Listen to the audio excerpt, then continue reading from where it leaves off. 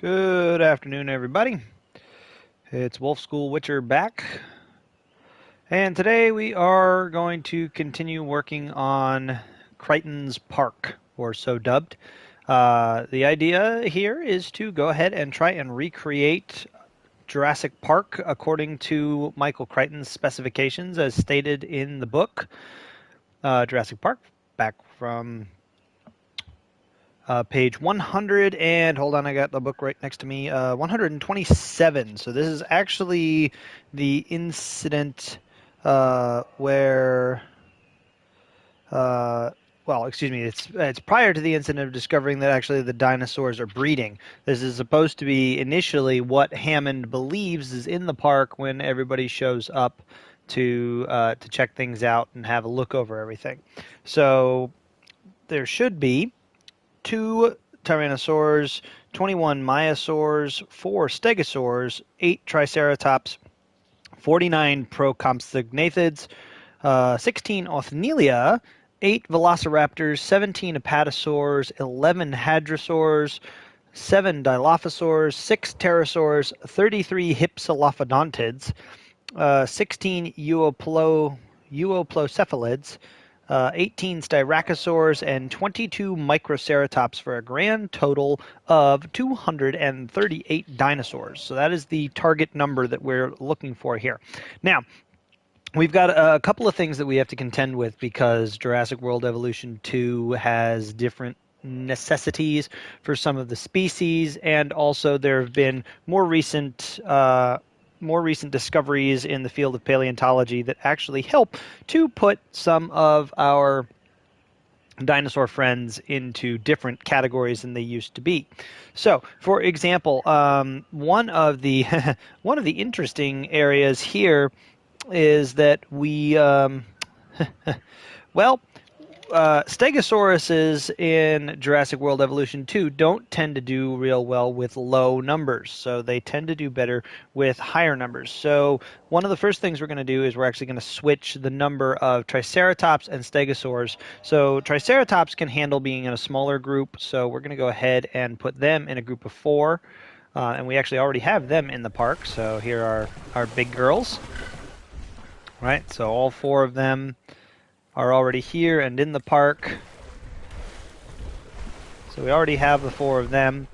Stegosaurs, again, have to be up to 8 because they have a higher minimum population number that we need to meet. We've gone ahead and taken the copy number and left that alone. For Othnielia, which were supposed to be listed at 16 dinosaurs, we've actually discovered that the Homalocephalae actually falls into that category of dinosaurs. So we went ahead, since the Othnielia, quote unquote, is not actually in Jurassic World Evolution 2, we've gone ahead and swapped them out for the Homalocephalae. And we actually already have 16 of them in the park, which is actually interesting because the population number says 15, but if we go ahead and cycle through all these guys real quick, we will see that we actually have a 16th individual who's in here as well, even though the population still says only 15. And yes, we do have one all the way through 16. So we have 16 individuals in the park, despite its social needs and whatnot, or population needs saying 15. We do already have them, and we also went ahead and built the aviary and have our 6 pterosaurs. We just went with pteranodons just to keep things simple. And since pterosaur is just a broad category, we can go ahead and throw in any pterosaur that we wanted in there. So I went ahead and did pteranodons.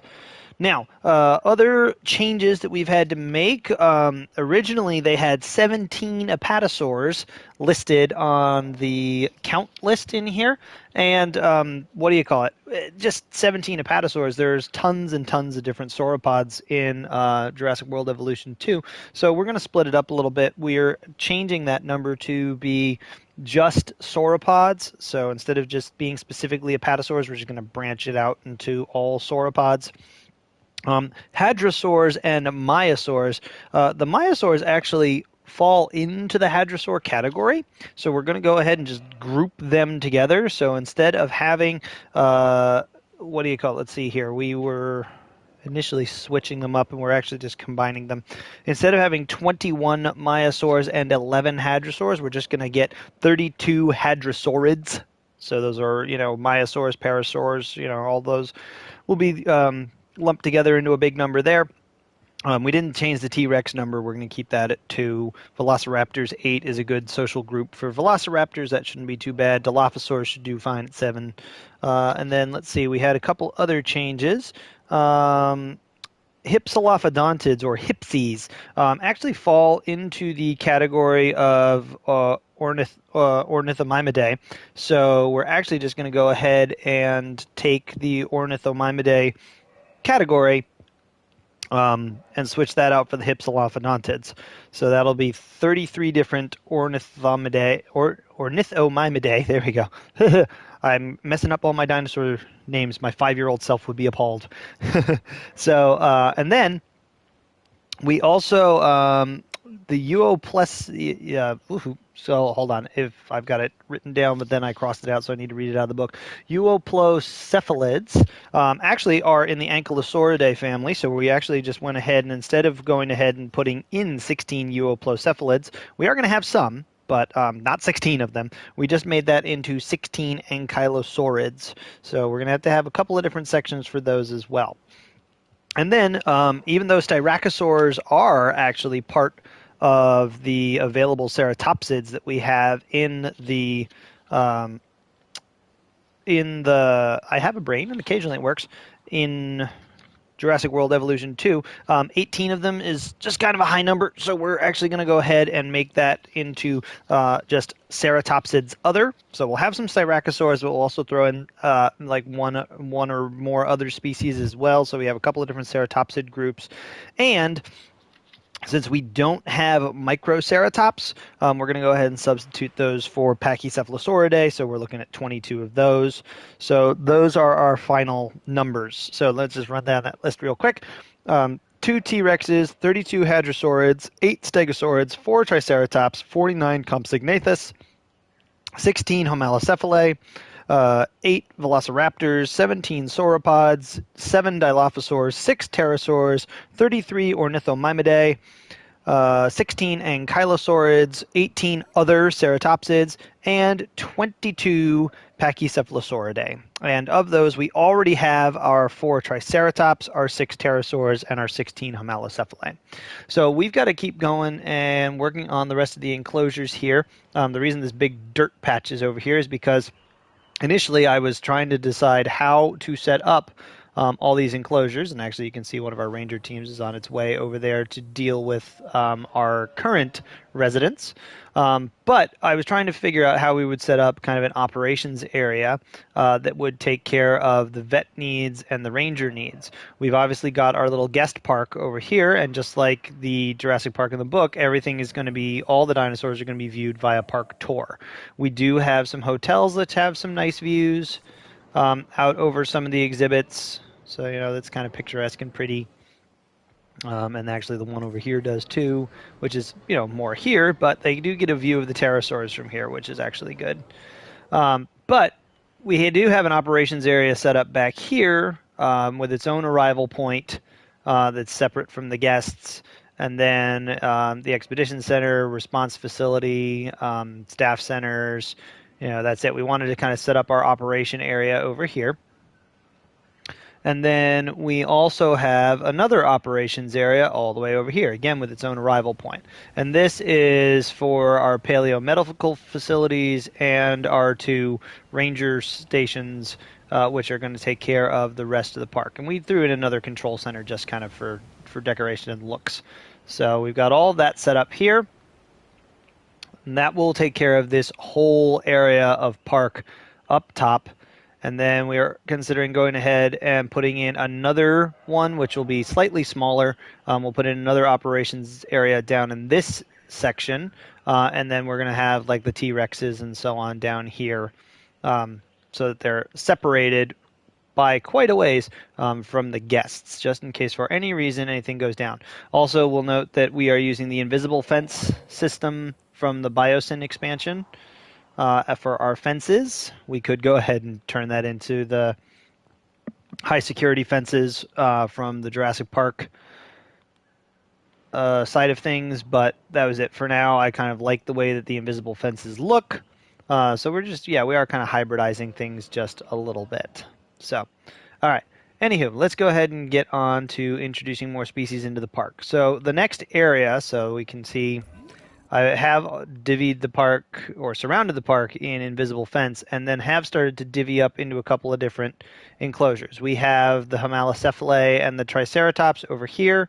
So they have already quite an area there. And then we have this really big open area here. Now I am planning in this area to go ahead and put in one of our carnivore sections.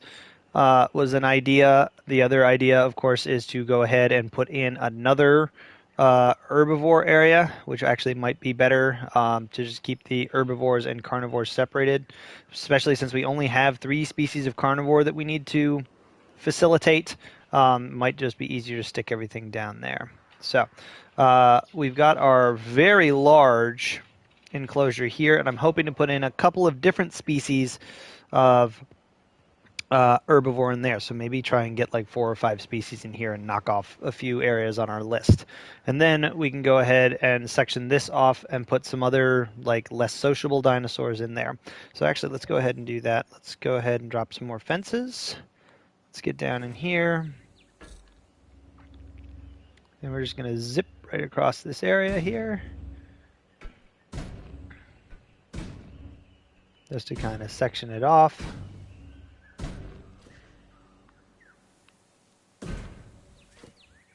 There we go. Okay, so that'll get built in there. So now we've got another area. Let's go ahead and change up our paint on the ground here. We are going to keep some of this as a lagoon or a watering hole of some kind, but let's go ahead and just shrink it down a little bit, and now we'll go ahead and add the water.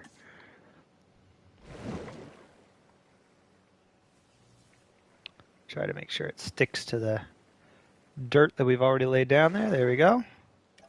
Okay, so now we got a water source in there as well. That becomes our other trick, is we've got to make sure that all of this has water in its various areas. I'm beginning to wonder whether a river running down into that section would be kind of cool, but I think we're going to skip out on that and maybe have a river connecting these 2 points. Or, you know, we could do that down in the Tyrannosaur area or the carnivore area. So, all right. So now we've got a couple more exhibit areas. So we can start thinking about putting in some new species in here. Now, obviously, I want to get in a couple of different species of... I have a brain, occasionally it works, sauropod. And I know that putting in apatosaurs and brachiosaurs in the same enclosure does work. So what I'm thinking we'll do here is we'll get like 4 brachiosaurs and 8 apatosaurs, and we'll start putting them in these areas here. And that will at least get us started on our sauropods, and then we can get some other species spread out like diplos or Memenchiosaurus. We're trying to stick with species that either match the category, the original category from the book, or have at least appeared in the films. So Homalocephalae, while they didn't appear in the film, they are actually in that family of Othnielia, so they actually do make sense as a, you know, substitution for that group, or representative of that group. I guess it's not really a substitution. So anyway, let's pop over to the hatchery and get some more dinosaurs started. So let's go ahead and get some brachiosaurs going. And we'll take a look at the genomes. We're just going ahead and randomizing all the skin colors and pattern colors. I am skipping out on any film-specific ones. The only exception to that will be the raptors. Let's see, we don't want anybody with large appetites in. We would like some resistance. And also, if we could have a chance for humble. Humble dinosaurs would be good, because if we can get dinosaurs with reduced environmental needs that helps us accommodate a population of 238 specimens. So, all right, let's go ahead and get brachiosaurs started. What's their batch size? 1 to 2. So we better get a couple batches going. If we go with 4, then at least we're guaranteed almost to get at least 1 egg per batch. All right. Okay, that one's humble, and that one is a 2001 skin, so we're going to skip out on that one. So we'll go ahead and start incubating that one. No traits manifested. We'll hold off on that batch and see if one of the others produces stuff. Nocturnal and tolerant, that's helpful. Okay, and then down here we only have 1. Okay, so that is 3. We'll go ahead and incubate this one as well. And then once they're ready, we'll start releasing them. We can probably get an apatosaur batch going as well. So let's modify our genome. We're not worried about large appetites. We want at least a 50% chance of being humble. Long-lived is fine. Let's give them a little more resilience. And you know what? Let's try a chance of tolerance as well. All right, and we will begin a task on that one.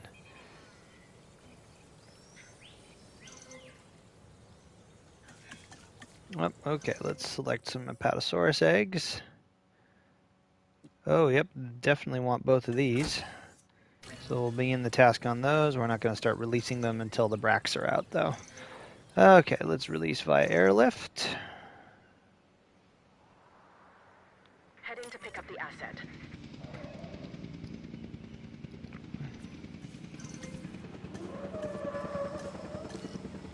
It is going to take us a minute because, of course, the airlift has to get everybody in and out. So let's go ahead and speed that up just some. Asset being transported. Okay, release via airlift. Asset requiring collection. Then we'll have to do all the environmental needs and so on. Asset delivered. Hi, I'm Claire Deering. Hello, I'm Claire. extremely passionate about the dinosaurs and about our responsibility to take care of them. All right, so we need to go ahead Okay. and get... What we have here is a Brachiosaurus. It has long limbs relative to the rest of its body. And what makes it really unique is that it's a warm-blooded dinosaur. I mean, how amazing is it that in bringing these dinosaurs back, we're also learning so much about them? Asset transported.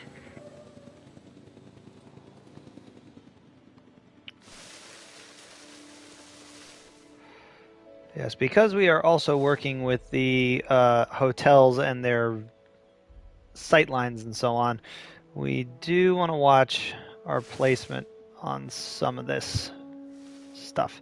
All right, we got enough tall nut, and once they start expanding their territory, they will find that they have enough forest.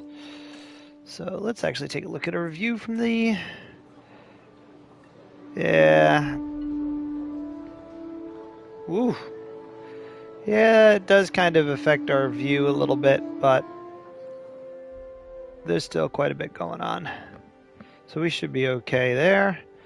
And the bracts are content for the time being. Let's go ahead and get our last one released. Collecting asset. All right. And say hello to all our new brachiosaurs.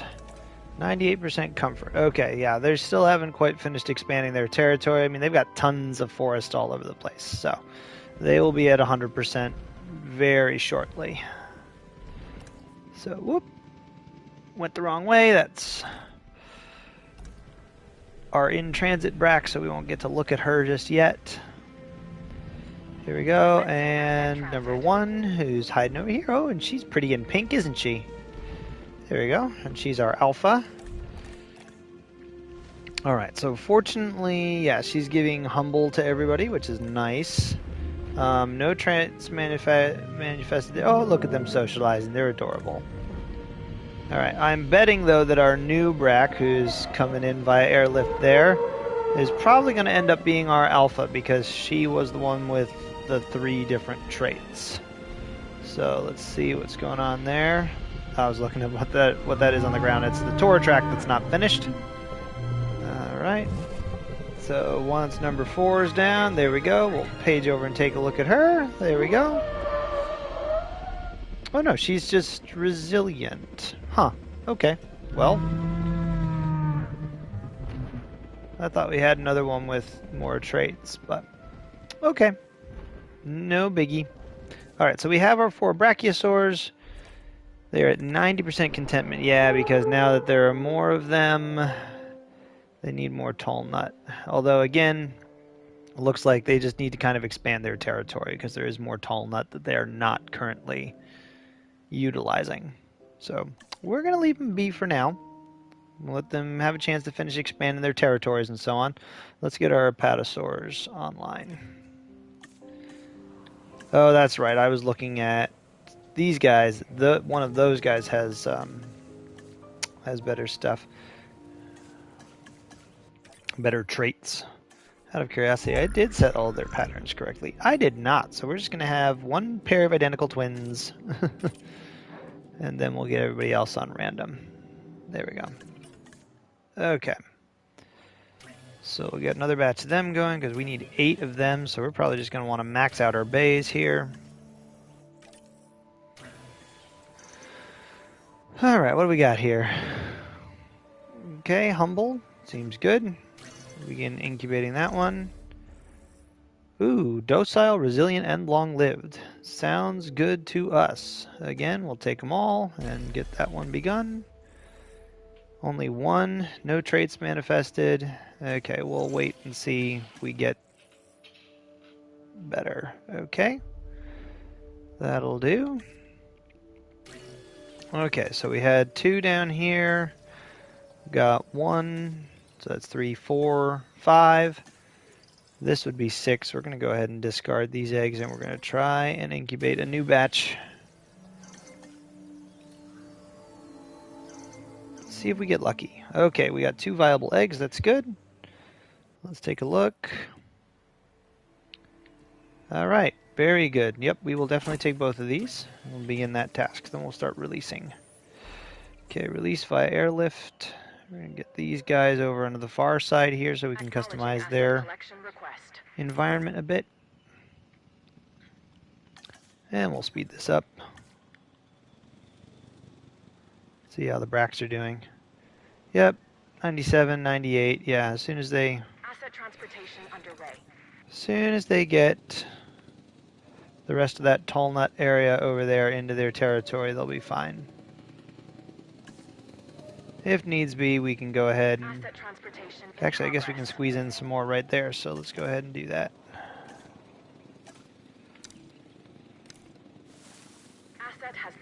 There. Just add in a little more right there. I'm Dr. Henry Wu.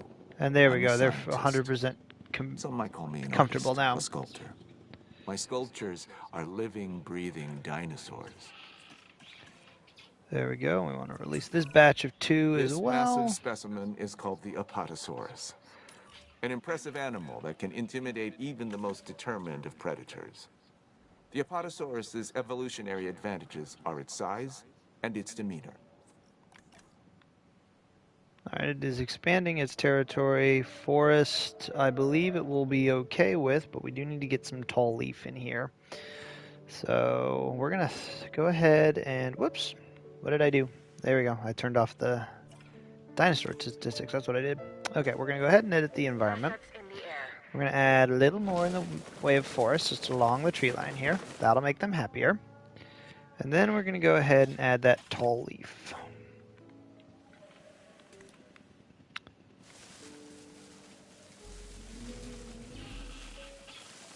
Right in on the perimeter here.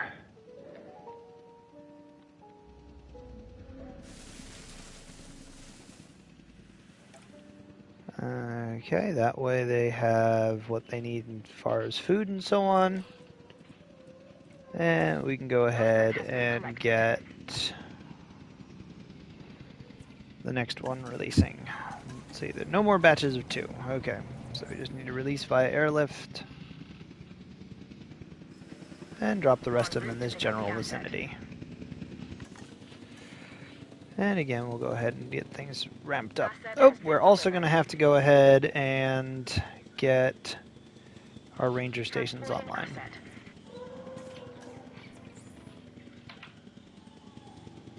Confirming asset delivery. Yes, I'm aware that the park is closed. No big deal.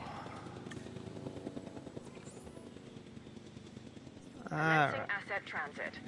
And last one there. Alright, so let's see. 1, 2, 3, 4, 5, 6, 7. We still need one more apatosaur. So we'll go ahead and get one more batch going. Select the eggs. Yep, we'll take it. Begin the task. And release via airlift. Alright, those are our 8 apatosaurs. So we now have 12 of the 17 sauropods that we need. We're going to go ahead and set our time scale back to normal. Let's check our environmental needs. I was going to say, now that there are more of them, we may need to make some adjustments. So, asset transportation complete. We'll go ahead and add in a forest, some forest line here, because I don't mind closing up this area and having the park tour go through those areas. And we'll go ahead and add some more Tempskaya up to the edge here. Then everybody's happy. Okay, cool. Alright, so now we have all of our apatosaurs, and we have all of our brachiosaurs, and everybody's happy. Okay, now we do need to put in some ranger stations to cover these areas. Ideally, I don't want to put it right there, out there in the middle of view, too close to the brach. Transit has commenced. Okay, this covers most of their area, which is good.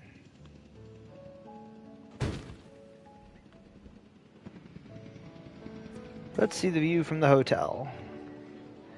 You can see it, it's right there. Nah, oh well. Alright.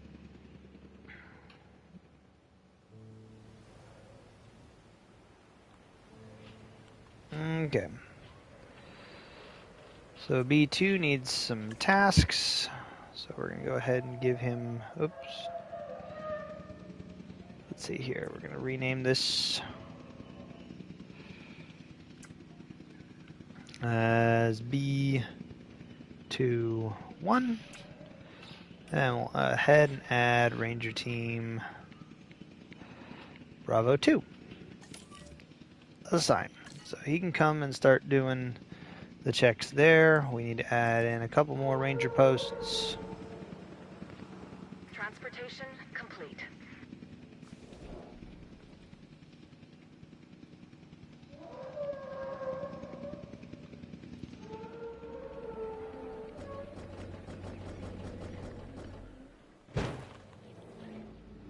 There we go. And then we also need one to cover the apatosaurs here, which is going to have to go like right in the middle of everything. That's less than ideal.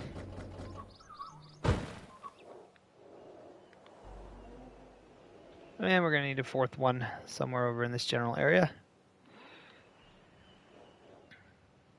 Yeah, I'm definitely going to be putting another patch of forest or trees right here just to hide this, because it's right out in the middle of everything. Alright. Rename. This is going to be Bravo 22.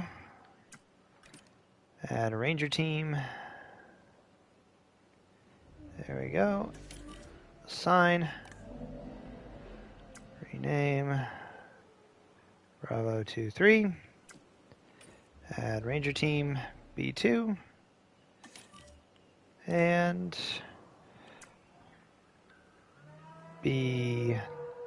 2-4 and add B2.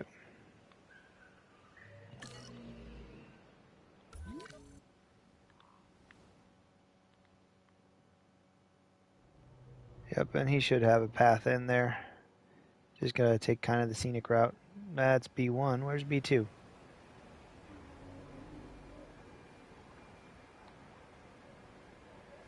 Well, he must be on the way. Oh, he's already in there. Okay, yep, there he is. B2 is already making his rounds.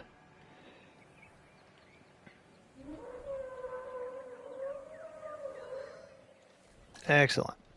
Yep, and since I've already enabled infinite fuel for them, that makes life easier as far as giving them more assignments and things of that nature.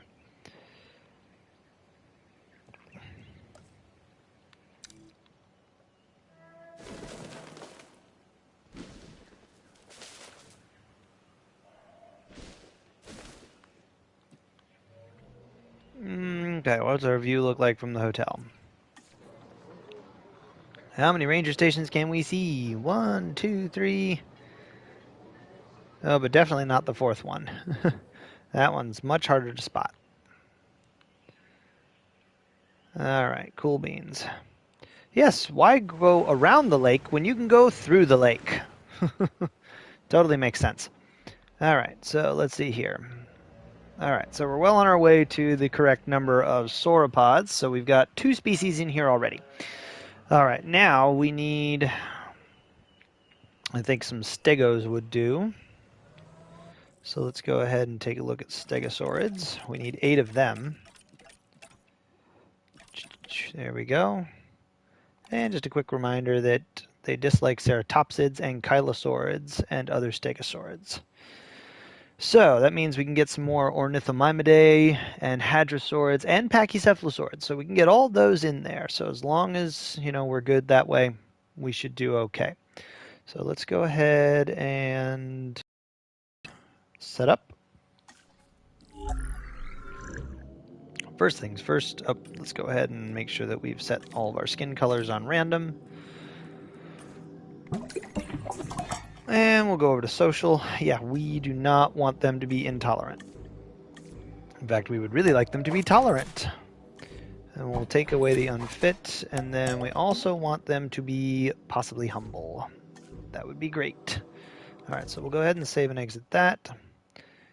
And then we'll begin the task on the stegosaurs. Batch size is 6, so we'll try and get 3 batches of stegos running, and then we'll see what we get.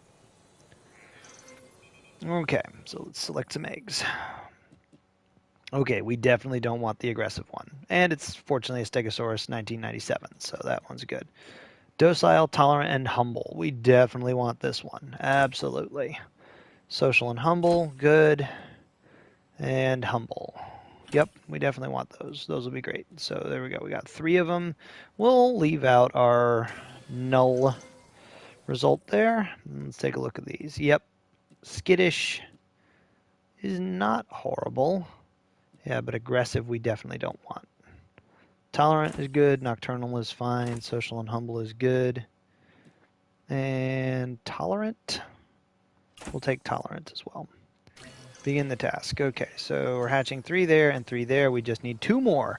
And there are 5 viable eggs in this batch. Okay, social, tolerant, and humble. That's good. And social, tolerant, and humble. We'll take them both. Excellent. Begin the task. So good. Now we have our 8 stegosaurs brewing. Good to go. Now the question will be, I'm probably going to go ahead and drop them on the Brachiosaurus side of the pool here. The Brax are wandering all over the place. This is great. But hopefully they don't wander too far away from food. Why are we at 99% comfort? Tall nut. Not enough tall nut. What are you talking about? Well, we can add in some more over here.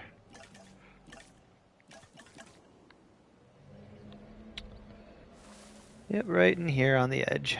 I can bridge the temp sky and everything. There we go. That should fix it. We're at 100 here, and 100, and 100, and 100. There we go. Everybody's happy.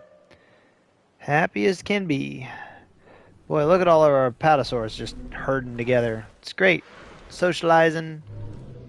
Fantastic. Alright, let's go ahead and take a look at our stegosaurs and get them released. Okay, we're going to release these guys via airlift, and like I said, we're going to drop them in the stegosaur side of things. En route to collect the asset. And speed up time again, just to get our release underway.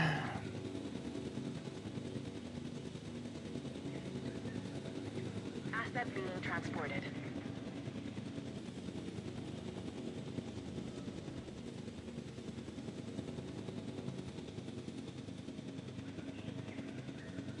Asset in transit. Asset delivery confirmed.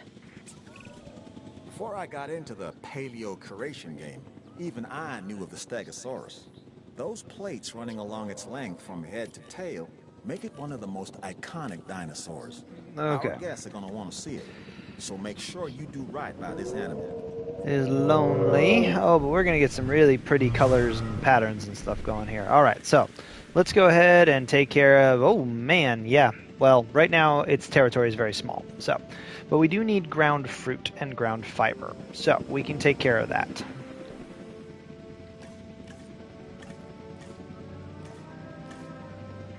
Okay, let's start with ground fiber. We want that to be most of the stuff that is closer to the hotel and so on. What am I looking at there? What is that line? Oh, it's the territory for the Brachiosaurus. Okay. I was really weirded out there for a second. Alright, fibrous ground cover. Engage. Okay, they have more than enough fibrous ground cover. Or ground fiber.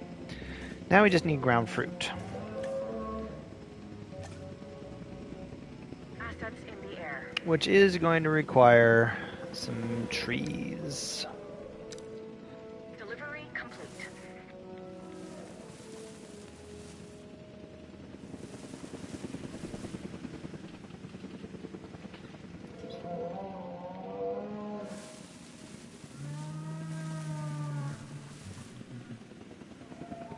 There we go. And as they expand their territory, they'll find the forest. So no issues there. Okay. So they're at 84% content. That's great. Let's see if we can release the rest. There we go. Alright, last two. Get them popped down in here. There we go. And again, once they start expanding their territory, they should be fine. Aren't you pretty?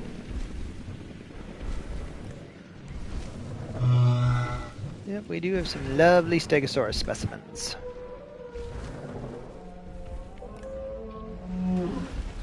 Number one is currently alpha. I don't think it'll stay that way, because some of our others, yep, there we go. We've got Asset being transported.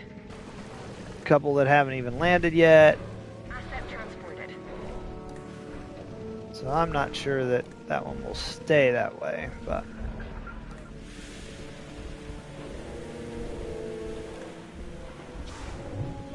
Oh man, this one came out real pretty.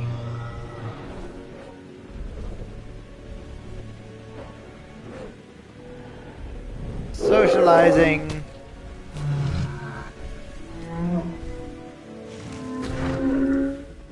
Oh, 7 is about to land, so there we go. But yep, Transportation underway. there we go, 100% contentment. The Delivery apatosaurs are spreading out a little bit.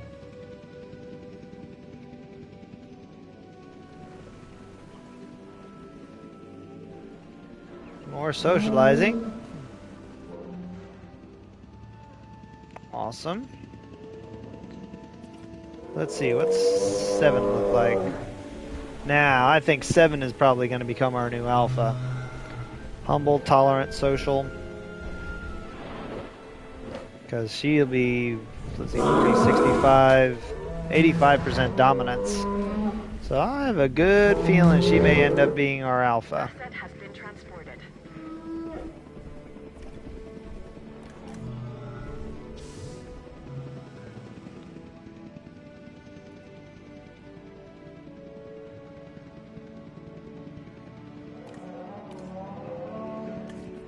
Okay, we'll add in a little more ground fruit.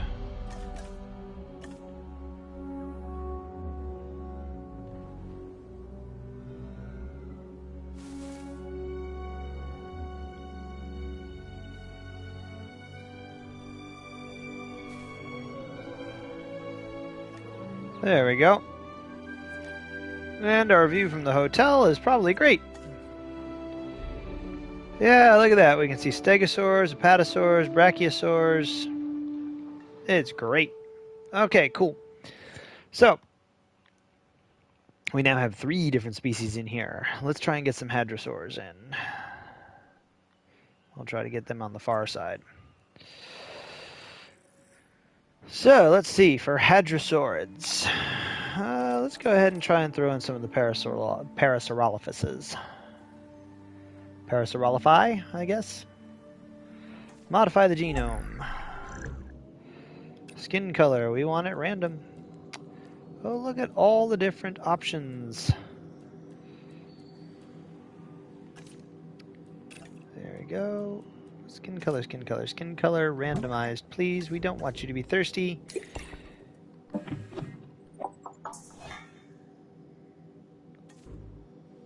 Humble would be great. And we'll push up the tolerant. There we go. Save and exit. And begin task. Now, these guys will go anywhere from, I'd say probably 8 to 12 of them.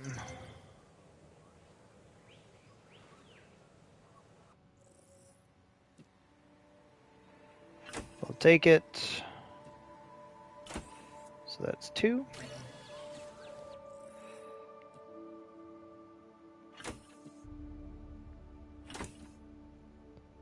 That's another 3.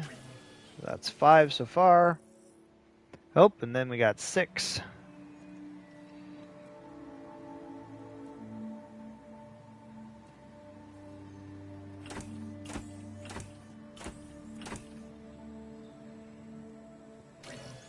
Alright, so that's 10 in total.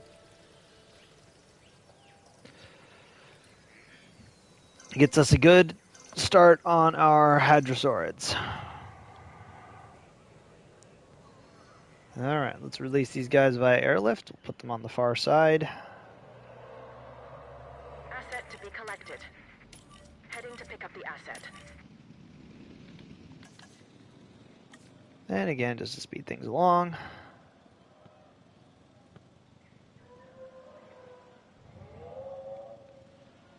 Transporting asset. Oh, we've got a fight going on. Well, it doesn't look like it was much of a fight. Stegosaurus number 8 is now the alpha. Which is good.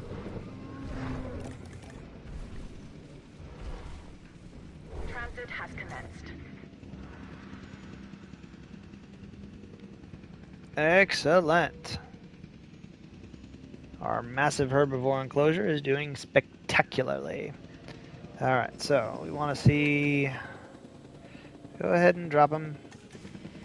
I want to see what the packy needs. If it needs ground fruit and water and things like that, we might want to actually have them on the other side. Okay, I'm Isaac Clement. Together, we'll create Ground the nut most and water. spectacular dinosaur park imaginable, and hopefully not die in the process. Now, Really, fortunately... I don't wanna see, ground nut actually be on the Okay, other so side. This next dinosaur, the Parasaurolophus, has a flair for the dramatic, especially where its head is concerned. It has a distinctive cranial crest, which is used for added resonance in its vocalizations and to regulate its body temperature. So, if it needs ground nut, I'm pretty sure that the Brachiosaur, Asset let's has see, been collected. was also one that needed ground nut.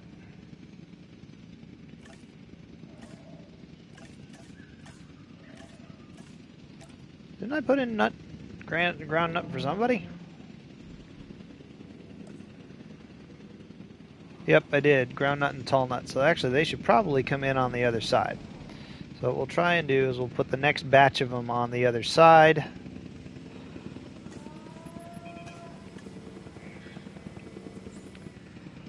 and try and get them all to Transportation complete.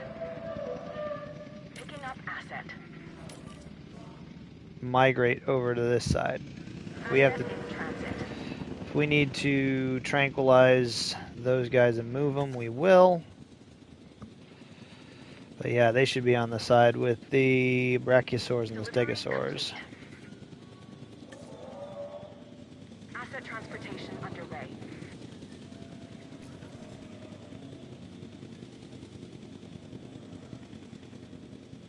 Asset Come has been on, let's get a delivered. move on here, folks. Assets in the air. Asset transportation complete.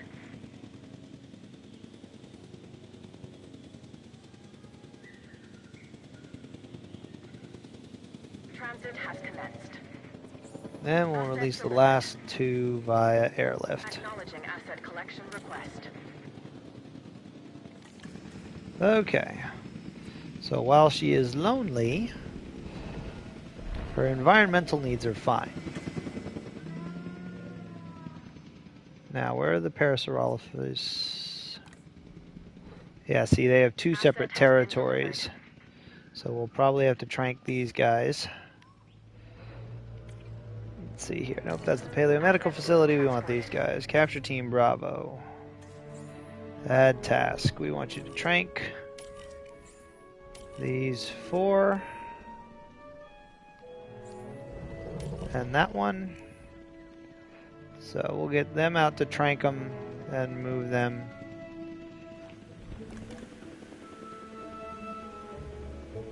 Yeah, because right now we have two separate territories for the Parasaurolophus, and we don't want them to have two separate territories. So we'll merge them together, and then we can get some other hadrosaurs on the other side with the...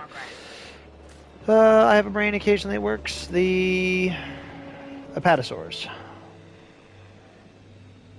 Asset delivery confirmed.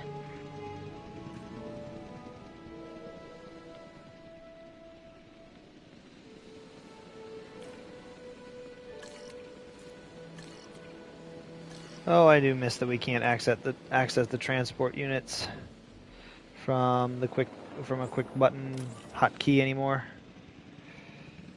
Collecting asset.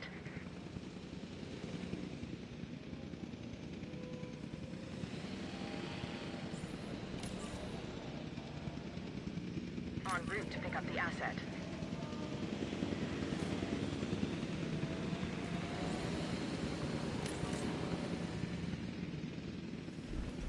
Asset requiring collection.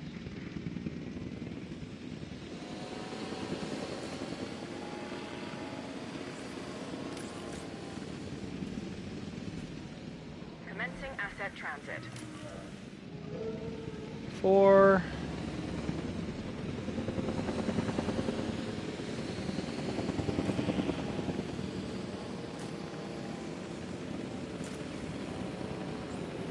And 5. There we go. All 5 of them. Heading to collect the asset.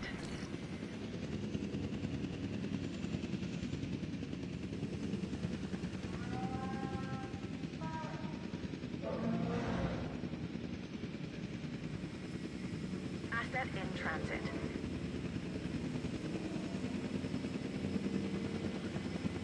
Asset has been collected.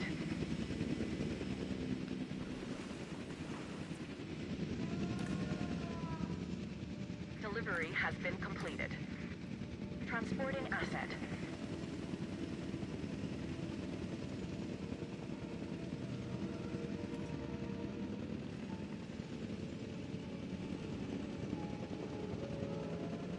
Yep, like I say, currently panicking.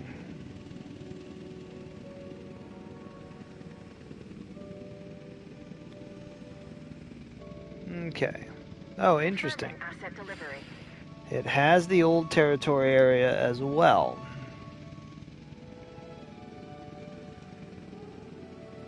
Asset transportation complete. Transportation complete. Okay, but we've got everybody. Yeah, the original expansion into that territory may prove problematic, but hopefully we'll get everybody to kind of start gathering on one side of the lagoon here. And again, the view from the hotel is awesome. How many different species can we see? We got stegosaurs, Parasaurolophus, the apatosaurs way across. See one brachiosaur kind of at the edge of my vision there. Oh, and actually there's one way out there amongst the trees. Point being, you got multiple species that you can see from the hotel here. Things are great. This is going to be the hotel to stay at.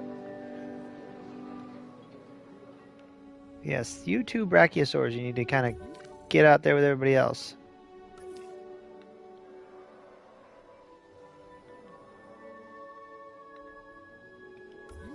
Alright, so the Parasaurolophus is kind of wandering out into the middle of the lake, is doing nothing as far as we can see. Oh, but look at her colors. You're pretty. Let's see, what Gambia River Basin blank pattern. Man, even with a blank pattern, that is a pretty dinosaur. All I can say is that one ranger is going to be really busy going around doing all these status checks. Might have to assign more than one ranger team here.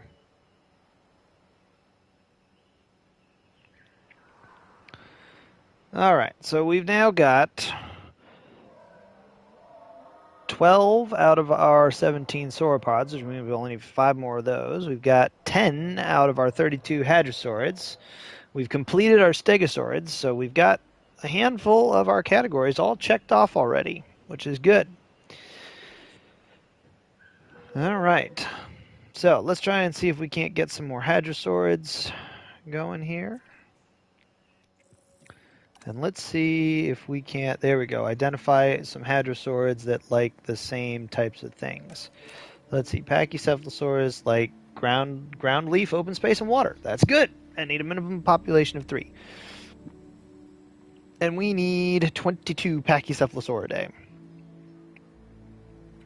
Alright, so let's go ahead and modify their genome, get them ready to go. So first of all, let's kick their resilience up a little. And then we want to make sure that they have a chance for tolerance and also a chance for humble. Humble is good. Okay. Whoops. I forgot to do a thing.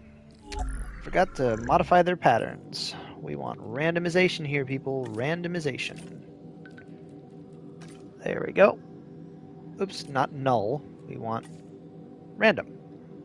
Very good. Alright. Save and exit. There we go. Begin task. And let's see, we need 22 Pachycephalosauridae.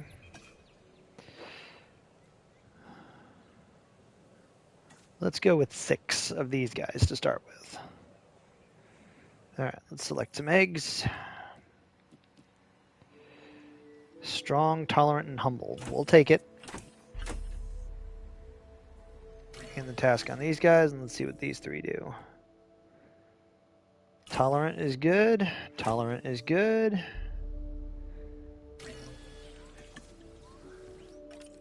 And we'll start one more batch of these guys. See what we get.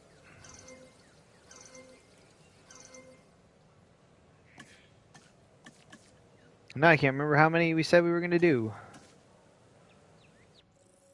Oh man, we got loads of them in here.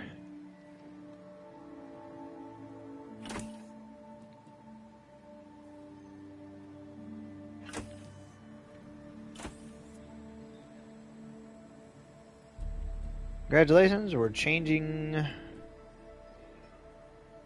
going to have 9 of them.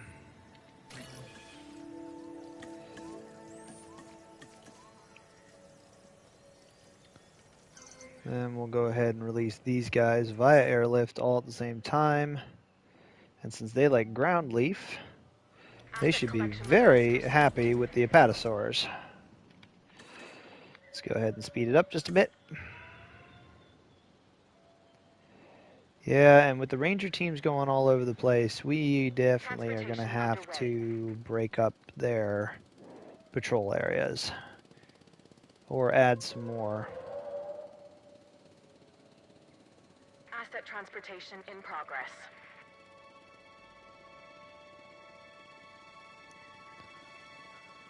We will see. Transit has commenced.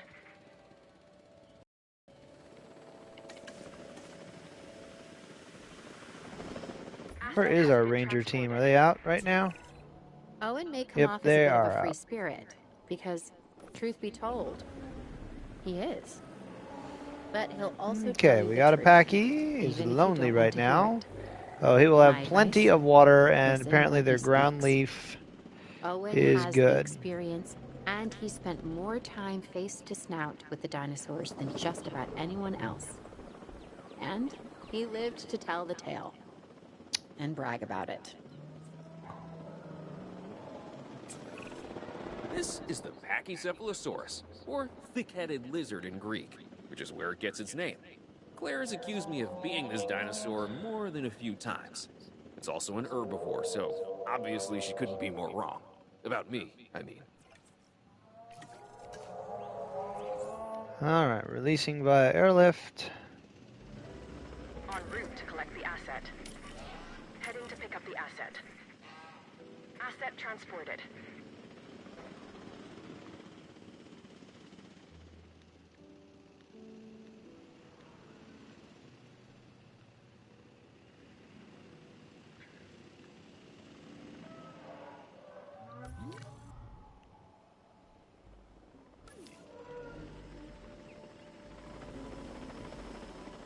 Assets in the air. Delivery complete.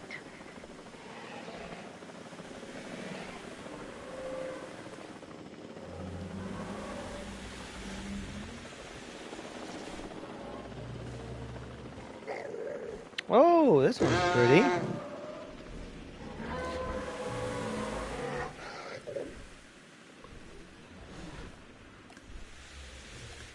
Asset transportation underway.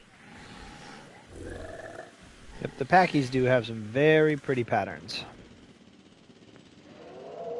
Alright, I think we are finally ready, once this last one starts picked up, there we go, to release the last batch of Packies into the park. Heading to collect the asset.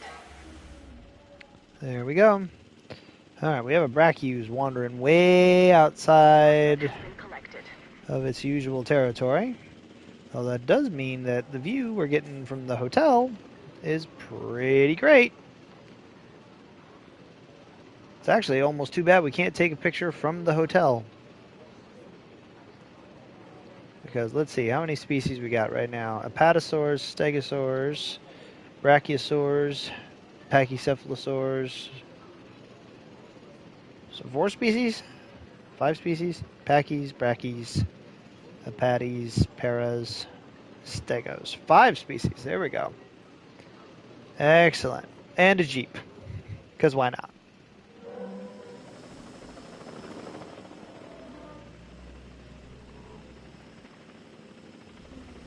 Delivery has been completed.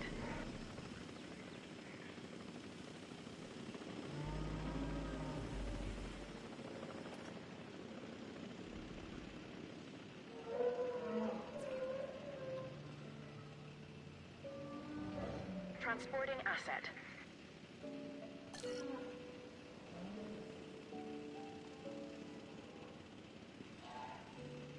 Asset has been delivered. Yep, we got dinosaurs and dinosaurs and more dinosaurs.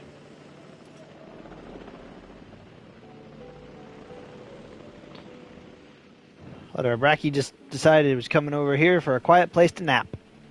There we go. Alright, we got Packies. Let's look around. We need some more Hadrosaurs. So, I think the Oranosaurus is probably, let's see, ground fruit. That's going to be another one that likes being on the other side of the river. That's awesome. Let's see here.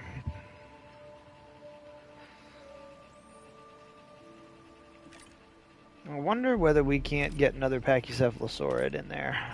Well, an Ornithomimid would also be good.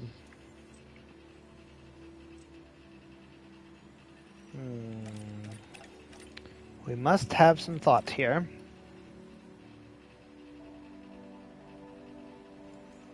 Okay, Styracosaurus definitely would not be a good idea in there. Ah, here we go, the Stygimoloch. Like sauropods, ankylosaurids, and stegosaurids. So we could probably do them, and they would go fairly well on the other side. So we could give them a shot. Let's see, we had 9 of the Packies. So we could try for 7 of these guys. Let's modify their genome. Skin color, random, pattern color, random, antisocial.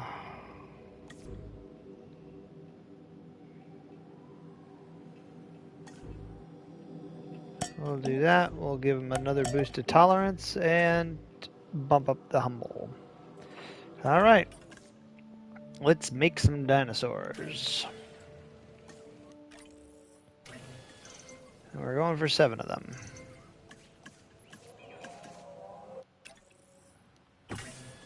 One more go there.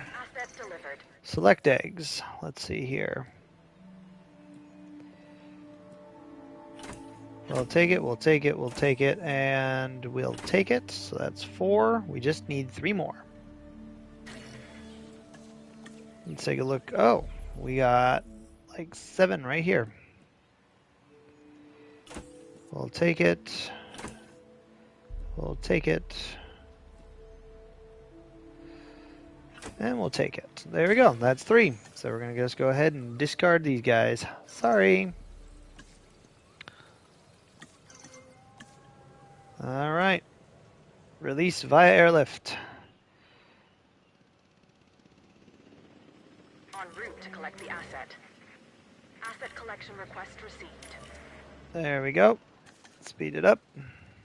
Transportation. Boy, all the stegos are on the move. Asset in transit.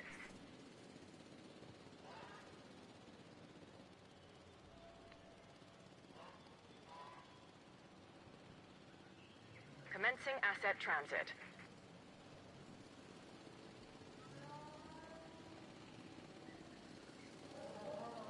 All right, the first Stiggy is coming in for a landing.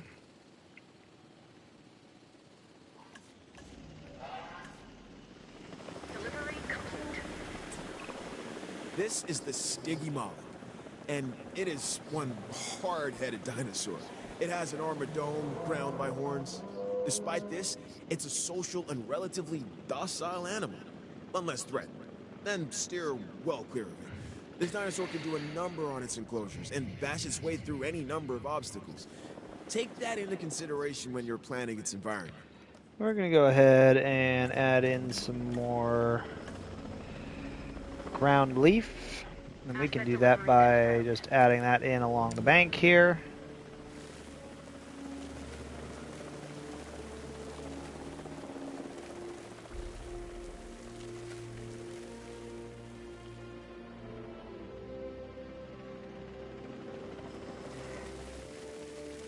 And we'll do that all the way along. So that'll take care of that. Where did our Stiggies go? Now, missing forest shouldn't be a big issue, because, again, once they expand their territory some more, they will find the forest for the trees. Yep, there we go. As the territory expansion gets going, they're moving. And look at that pretty red Stiggy we got. Then who's over here? Ooh, you're cool looking. And, oh, yep, I'm sure in the sunlight you are very, very cool. Oh, here we go. Oh, wait. There we go. Kind of candy cane-like. Alright, let's go ahead and get the other 3 released. Releasing via airlift. Collecting asset.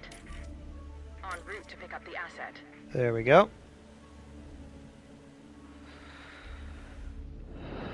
Alright, so with 9 Packies,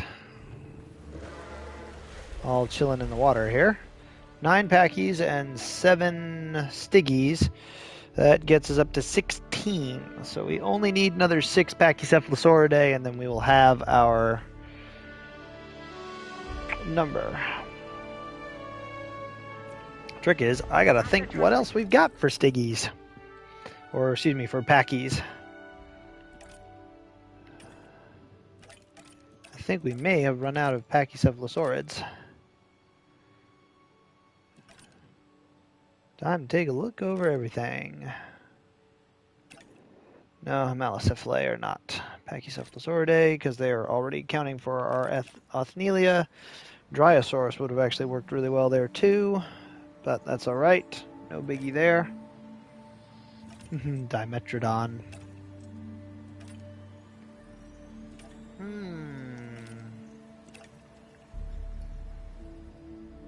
We may have to add a few members of our different species. We do 3 of each, we would have 10 stiggies and 12 packies. So I think that's what we're going to do. So we're going to start that. And we're going to also grab some more stiggies. And that should give us our number. Alright, we'll select eggs from here.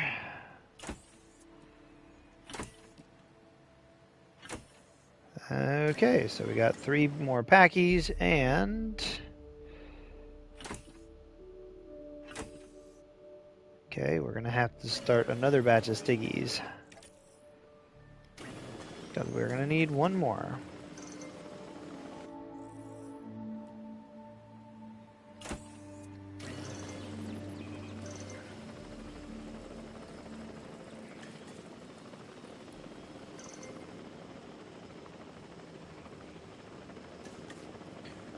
Alright, well that'll take care of all our Pachycephalosauridae.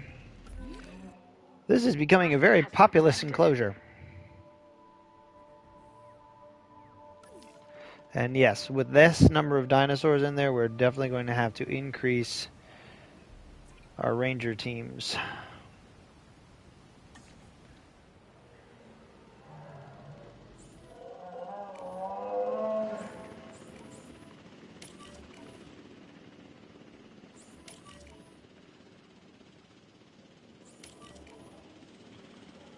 Going to have to increase our ranger team coverage.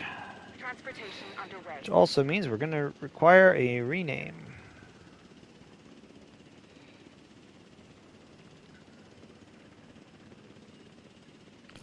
Now the big question is, will it let me put the hyphen in?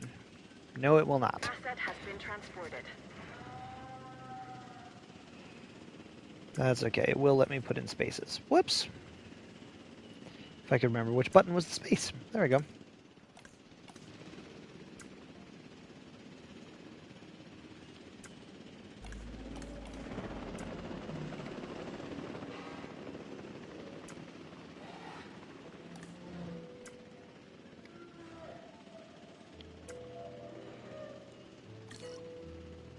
Asset transportation complete.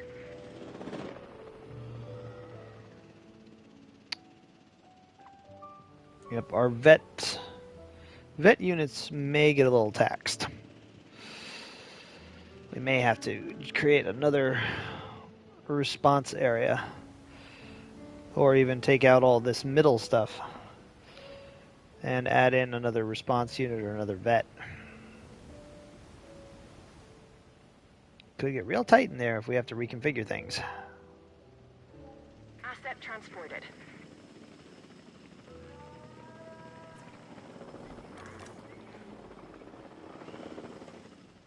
Yep, they still need to finish expanding their territory. Once they have, they'll be fine. Alright, let's go ahead and release our remaining packies. Try and find where their brethren are. So we release them in roughly the same area. Where'd they all go? This is suddenly a good question. Where are the packies?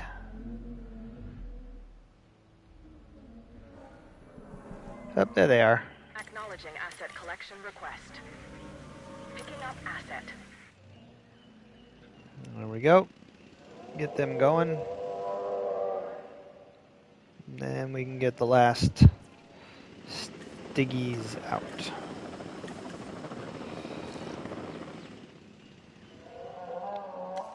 Go ahead and speed up time a little bit. Asset Try to transportation accelerate this in progress. process.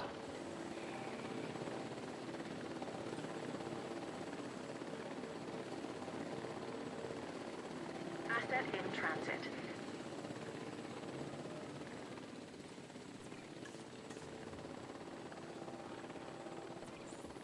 Transporting asset. Asset to be collected.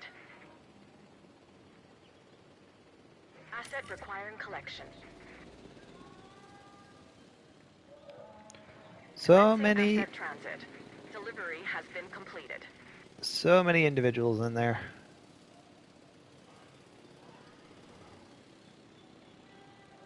Asset delivery confirmed.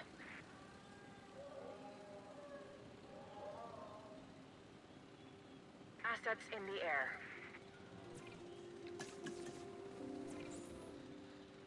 All right, and the last Asset Stiggy has been transported. will go over here. Okay.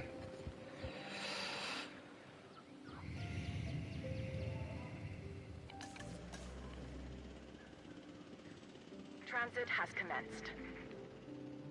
Okay. Why are the brachiosaurs? Tall nut. Missing tall nut.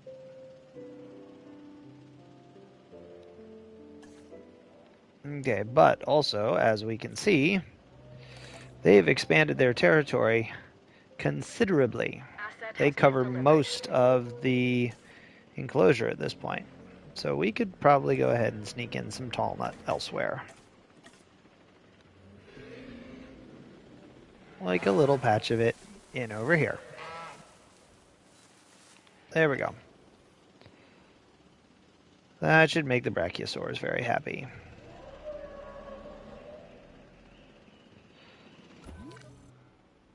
And we got both ranger teams running around in there. Man, that is a lot of animals.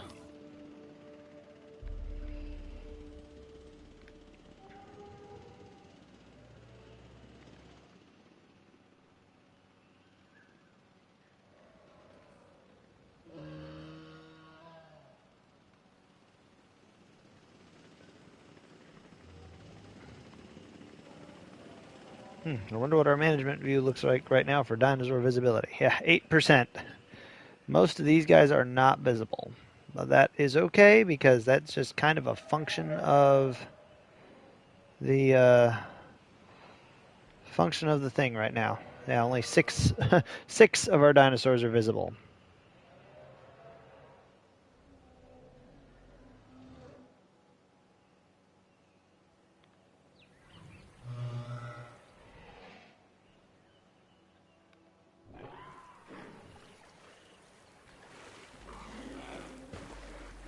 Oh, but it'll be cool driving and riding tour vehicles through this enclosure. Very cool. All right. I was thinking about putting some more hadrosaurs, but I'm already looking at this this exhibit and being like, wow, that's a lot of dinosaurs. All right. For a second there, this guy was having some issues. Nope, don't know why. It was momentary. Of course, he is kind of hanging out on his own right now, which is probably not to his benefit. What's he doing at the moment? Is he sleeping? Yep, we'll go with sleeping.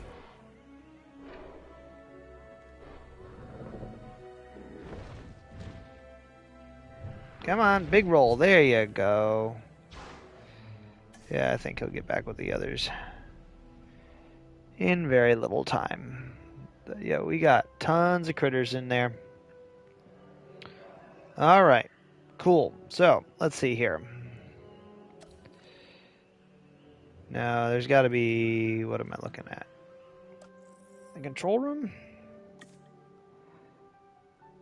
The Pteranodon is our star dinosaur. Yes, this is understandable. All right, we have 78 dinosaurs. 78 dinosaurs in the park. out of 238. That means we only have 160 to go.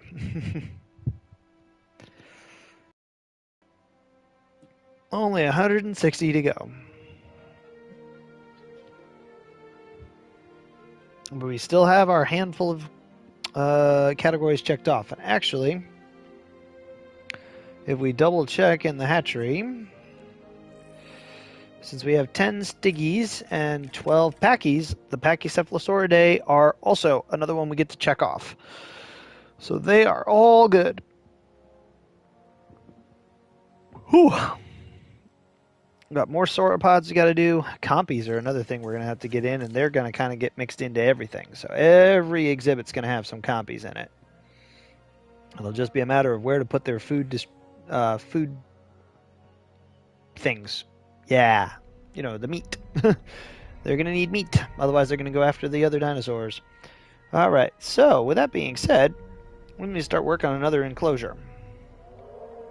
The trick is to also, yes, consider dinosaur visibility. And some of it will not be a problem. A fight has begun between Stegosaurus number 8 and Stegosaurus number 1.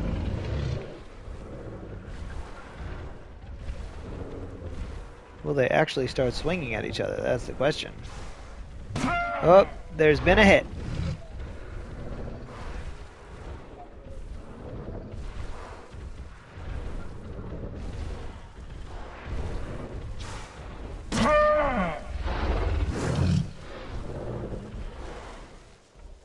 And it would appear the fight is over.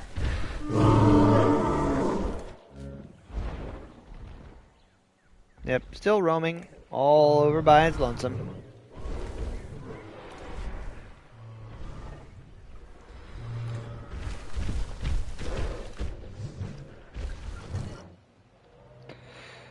Whew.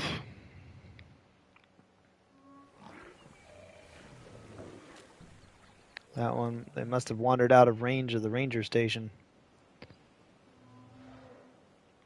But they're getting checked.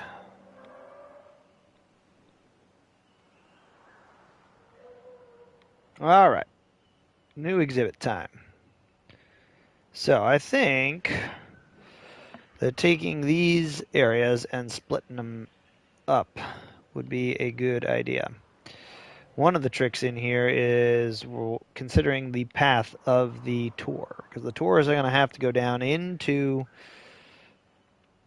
the carnivore area, come all the way around in here, then come back up in and do its little serpentine loop and so on through here.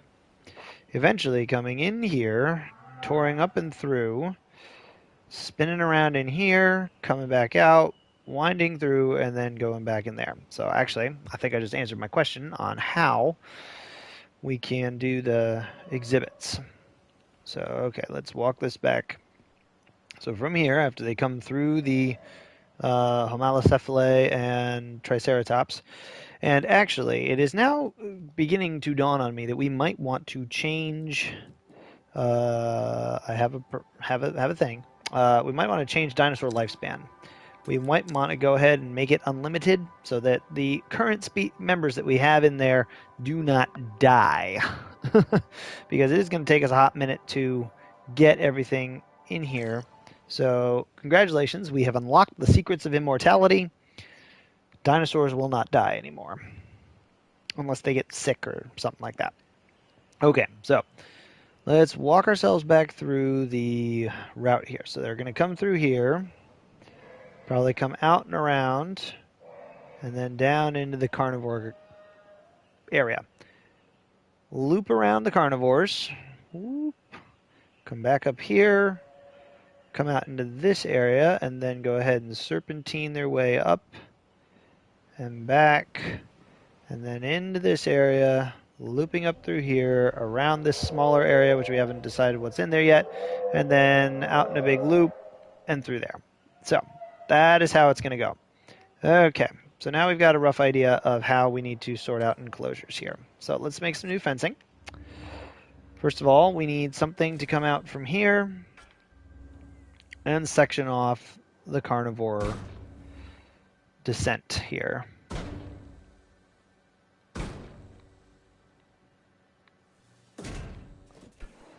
All right, so that'll carve off that area. Now if it comes out and into here, I think we now have an idea of where our next bit of fencing needs to go. So we'll start here, and we'll carve a big old rounded-ish swath out of here, and we'll try to connect back to the other side of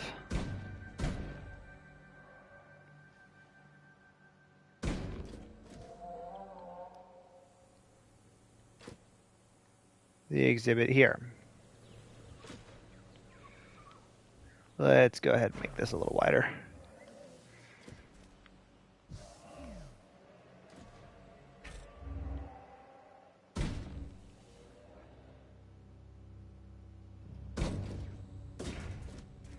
So we end up with this kind of weird segment there, but this will create a nice big area there. And then again, it comes back up and come in here and start to serpentine its way up. So we go ahead and build another section of fence starting somewhere over here. Say there, that seems good. And we're just going to basically build this one straight out.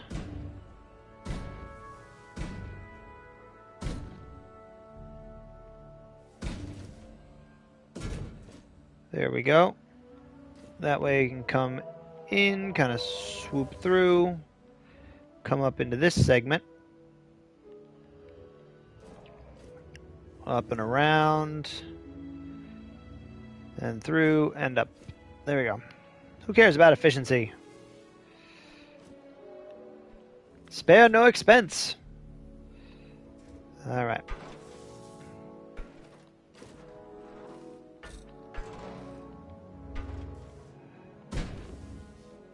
Now we're just going to basically drive this line right across.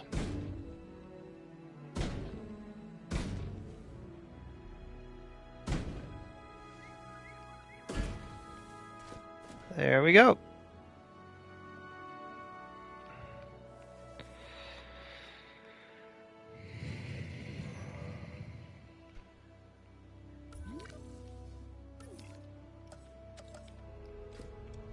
We're going to make a couple of small changes here.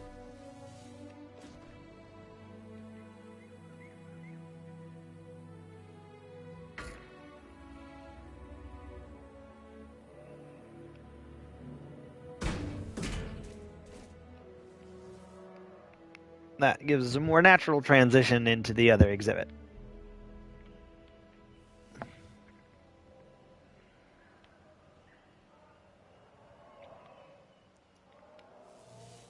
And each one of these is going to have a water source.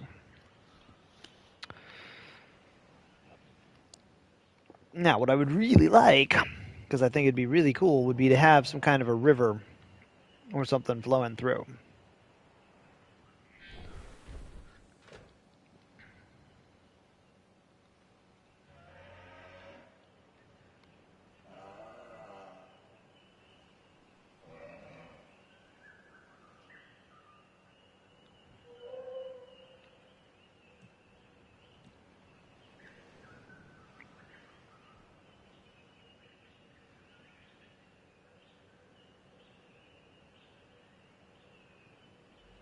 I'm having a thought here, Barbosa.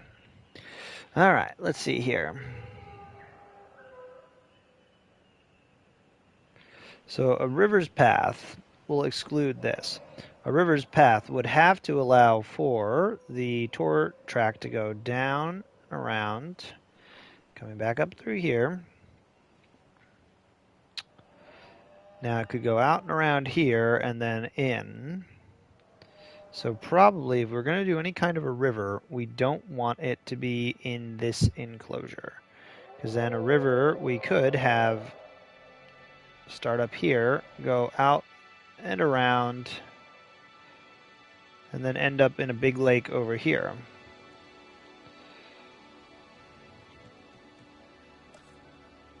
So let's go ahead and try our hand at making a river. First off, we're going to need a lake.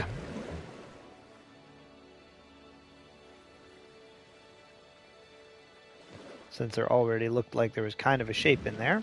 There we go. And then we want to go ahead and drop our line all the way down so that we can make our river.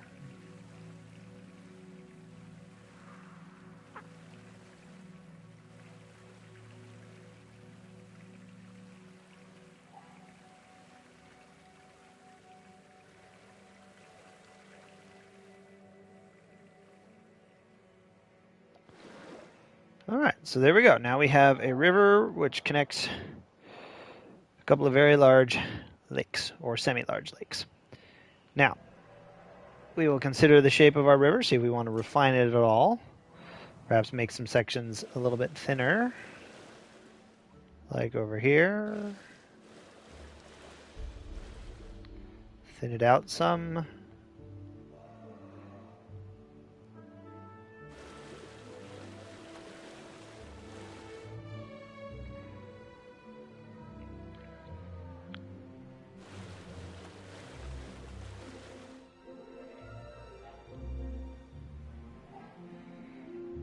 Okay, I think I actually like that. Okay, let's go ahead and add in some dirt texture.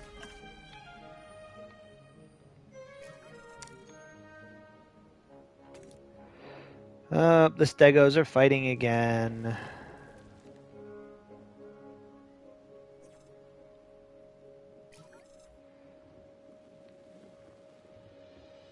In this case, getting some on the edges is okay.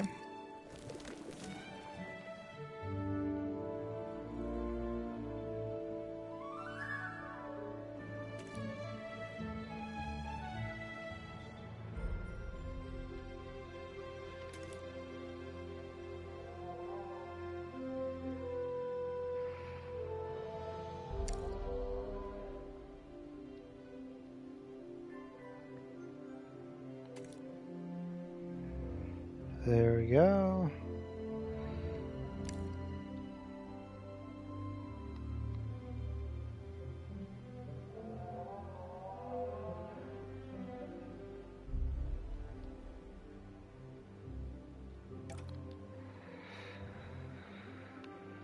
There we go. Now we got our river all filled in. Let's also make sure we check in on our Homalocephalae and our Triceratops, make sure they're still happy in their enclosure, which they are. Alright, we'll be able to get started. We have 4 new exhibits, one of which still needs water. So we'll go ahead and add some water in here.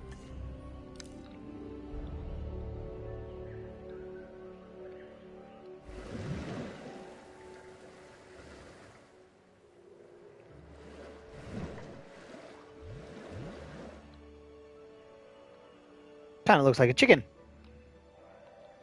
Yep, we're definitely keeping it. Chicken Lake. Lake du Nugget.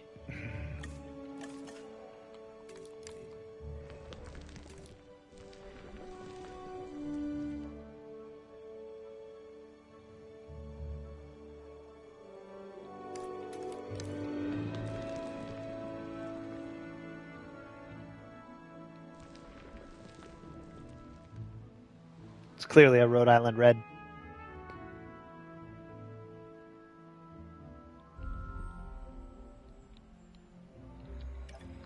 Alright, so there we go.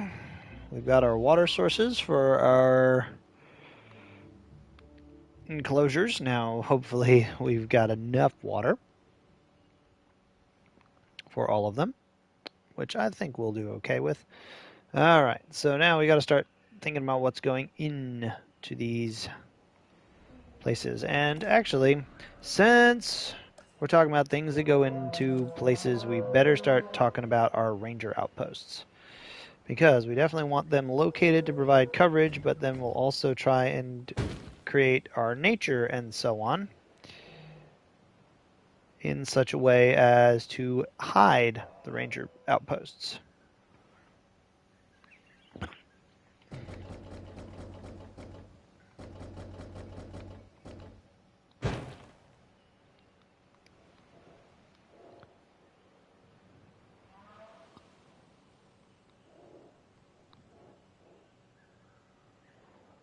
Yep, in some cases we will have some overlap. See, now in an exhibit such as this, you got to consider whether or not it's better to cover as much area as possible,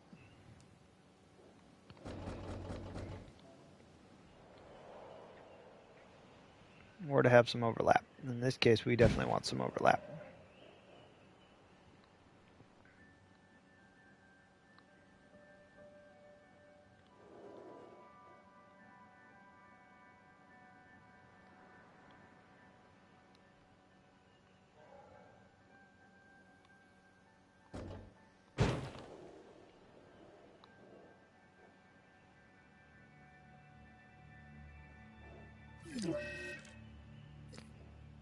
Oh, vehicle in danger.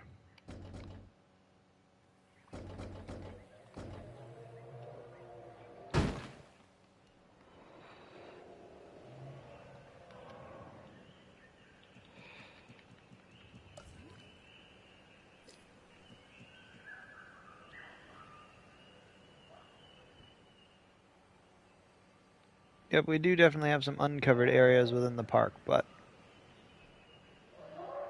they'll be okay.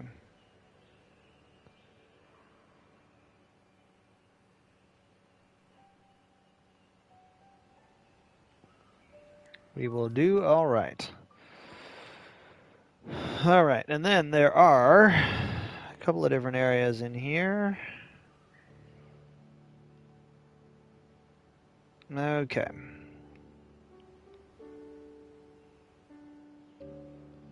We now must consider what needs to go in where. We do have to remind ourselves that even though we have, let's see, what did we say? Actually, I kind of need a pen. So, we're keeping track of all this stuff. I actually need to go ahead and actually keep track of it. So if you will excuse me for just a moment, I will go ahead and allow you guys, just please, for the time being, admire the stegosaurs.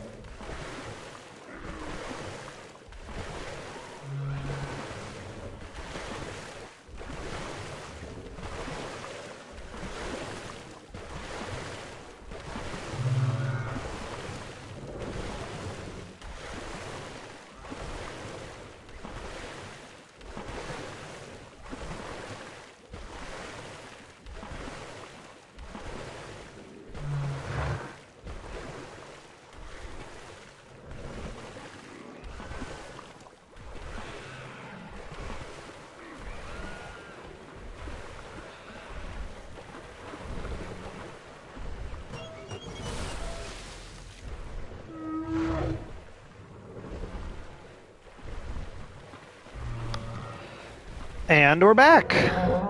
All right, so just going ahead and checking off what we've got done so far. We've got our stegosaurids taken care of. We've got our triceratops taken care of. Our homalocephalae are taken care of. They're all done. And our pachycephalosauridae also checked. So, and our pterosaurs. So, currently, when last we checked our stats in the management area, we had 78 dinosaurs visible. So, with 78 dinosaurs visible, we still have 160 animals to go. Now, fortunately, 50 of those are compies, which we should have no problem fitting into all of our various exhibits. With 50 of them, with 50 compies to put in, and I mean, we have 1, 2, 3, 4, 5 exhibits right there. That would literally just be 10 compies per doohickey, and we'd be good to go.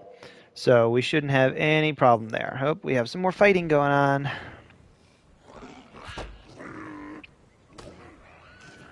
Red versus blue.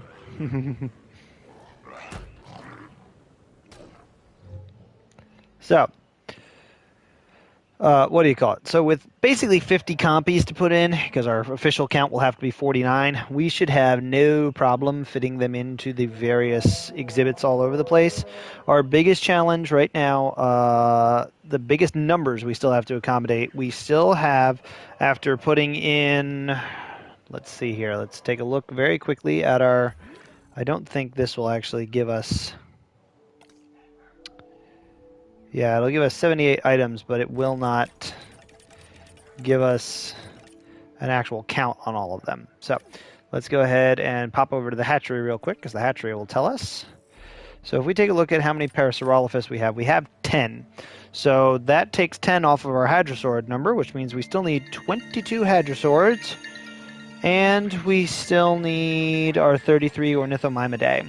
And if you'll excuse me for a moment, I have to take a phone call, apparently.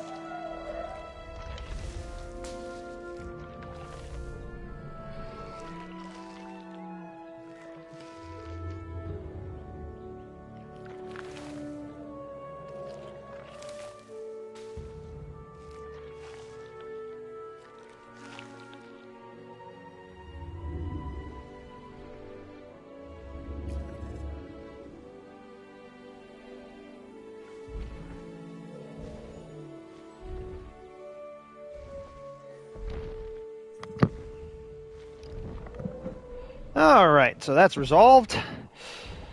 Okay, so as I was saying, we've got 33 Ornithomimidae, which we have not started on yet. We also have our 22 Hadrosaurids that we have to get in there. The next biggest number after that are our Ceratopsids other and our Ankylosaurids, which both sit at 18 and 16. So we still have some fairly large populations to get in here, but which should be able to do it without too much difficulty. Ankylosaurids are going to be some of the trickiest because there aren't a lot of things that like Ankies.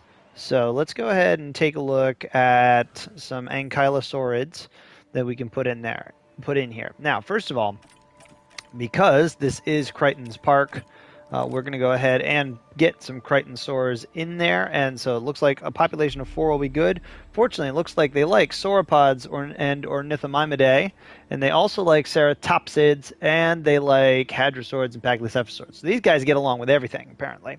So this will be good. So we definitely want to go ahead and start a population of these guys. So let's go ahead and fix their issues.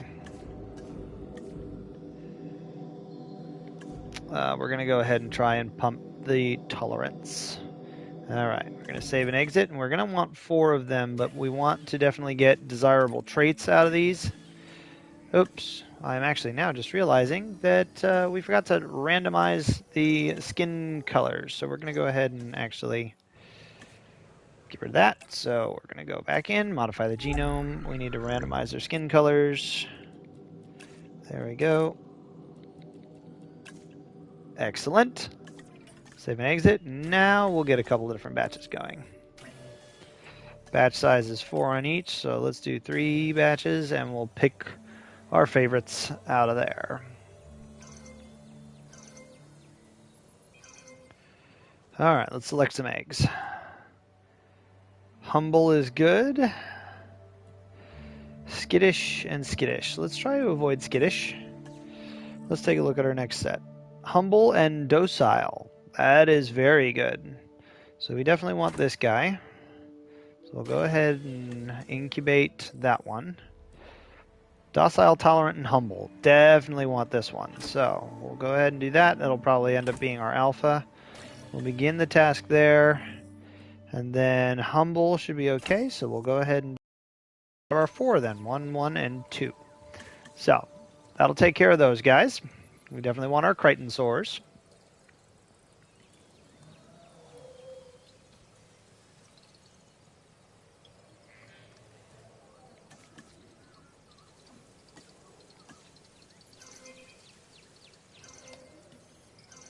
Okay, we're going to go ahead and release these guys via airlift.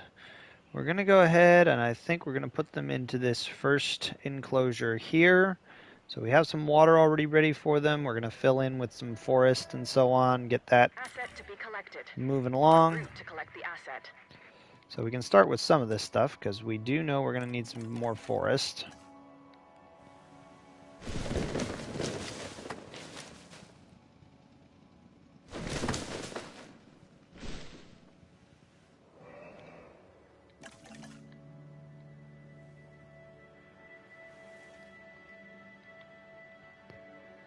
Go.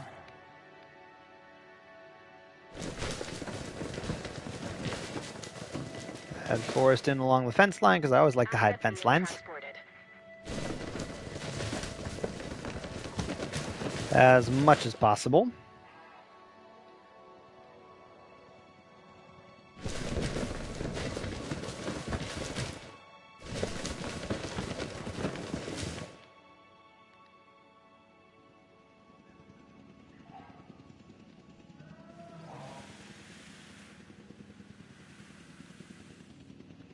Once we get the Crichton sores landed, we'll figure out what they need as far as food and so on. We'll get that popped in there.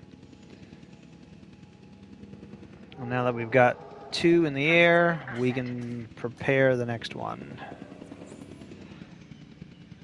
Crichton sore 3. Picking up asset.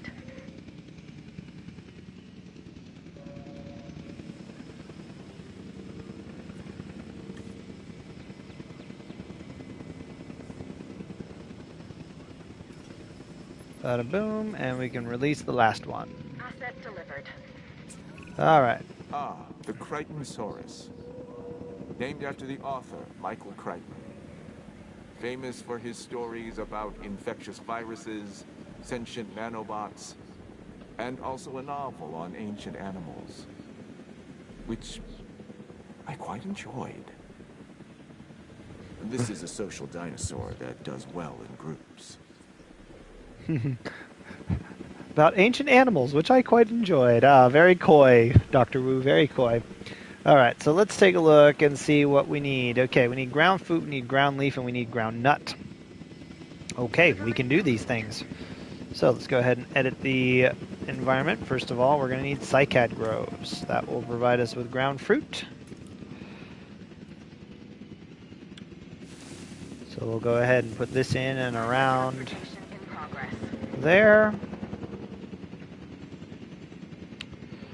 Okay, we took care of the ground fruit, and then we're going to need ground leaf and ground nut.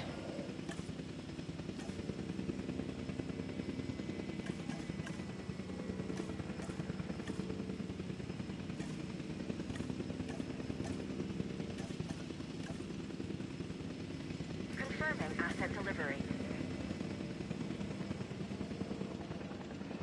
Alright, since I don't think we're going to get any sauropods into this enclosure, I think we can just go ahead and cover in with some leafy climbers. There, and then we need ground nuts. Ground nuts is going to have to be seed plants. So we'll go ahead and pop those in over here. Going down the tree line. And hopefully that'll take care of that. Once they expand their territory, they should be doing okay. Transportation complete.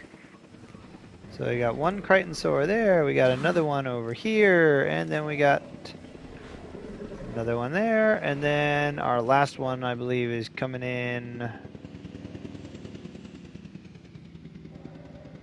I don't see a chopper. We have number 4? Oh, yep, number 4 is in. There we go. Walking through a tree.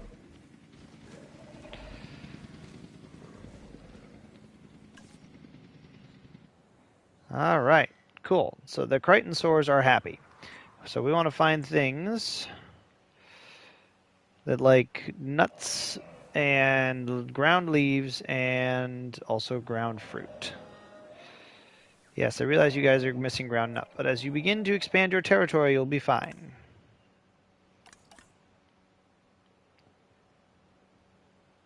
So they'll get there. And they definitely have enough water.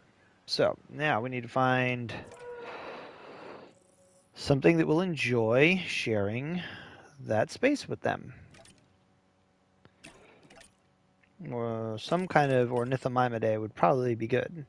And since these guys appear to enjoy ground fruit, they are probably a good bet. And that'll get us started on our on our ornithomimidae batch. So let's try for a dozen of these. Whoopsie.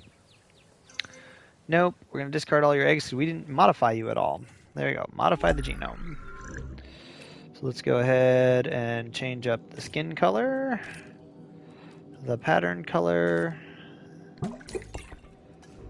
We don't want them to have a super large appetite, and we don't want them to be sickly. That would not be good. We would like them to be humble, and we would like them to be tolerant, preferably. Okay, we'll save and exit. Begin the task. Batch size is 8, and we're going to go for 12 of them. So let us hope that we get a good number. Skittish. We're going to try and avoid skittish as much as possible. Social and humble will be good. Docile and tolerant is good. So we get 2 there. Let's see what we get here. Docile and humble, we'll take it.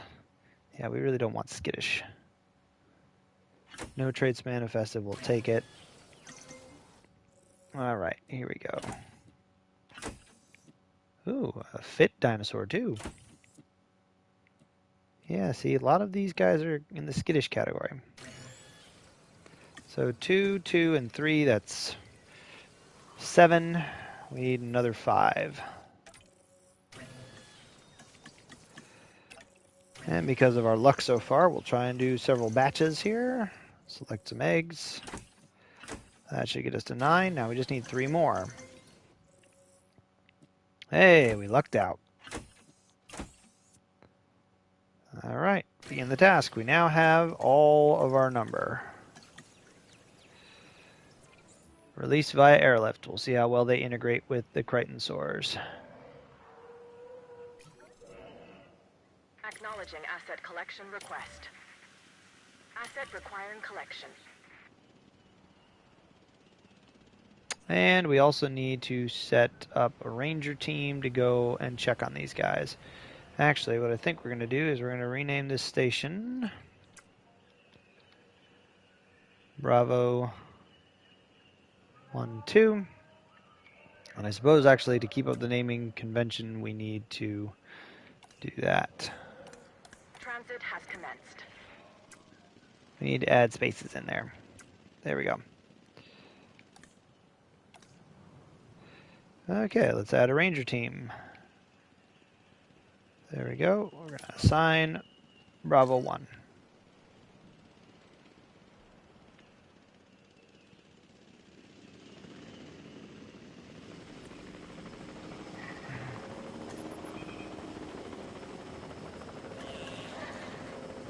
Asset in transit.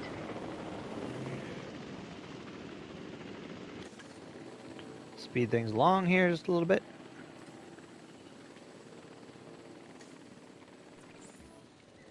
Commencing asset transit. Asset collection request received.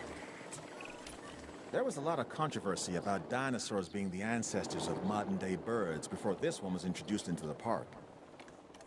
It's an Archaeornithomimus. I think it puts some of those arguments to rest.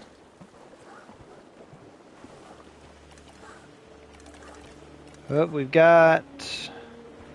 Okay, population, forest. So population is no big deal. Forest, they will expand their territory. They will find more forests. So they'll do fine there. Right now, it's uncomfortable because we don't have adequate population going on here. So that'll be solved shortly. Asset delivery confirmed.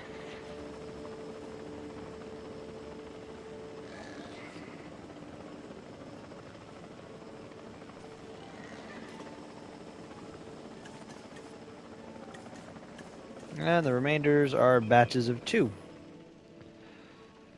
So we'll go ahead and drop these guys in here. Collecting asset. Heading to collect the asset.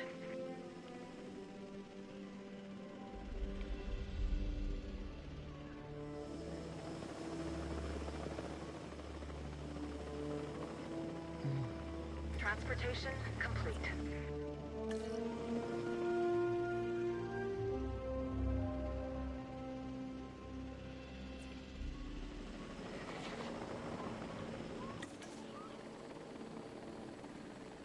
Assets in the air. Delivery has been completed.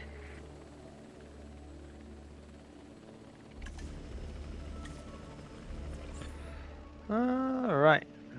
Asset transportation underway.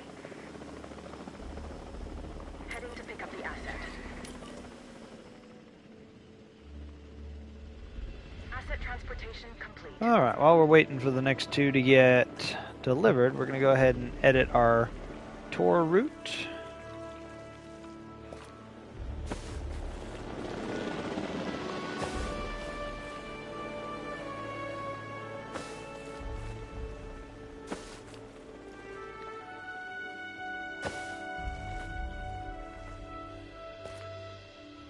Asset being transported. Then we can go ahead and move Asset this has been path transported. down.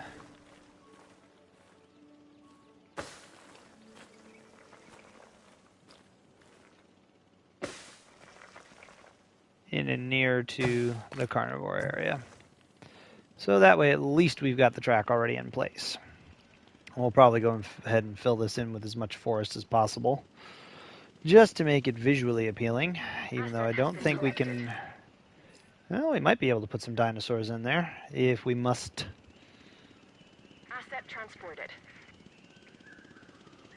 Okay, let's look at our Archaeornithomimus. There we go. Got it. Yep, they are quite content. And where are our Crichtonsaurs? Anyone will do. Requires a status check, requires a status check. Status check expiring, but they're quite comfy. So far, so good.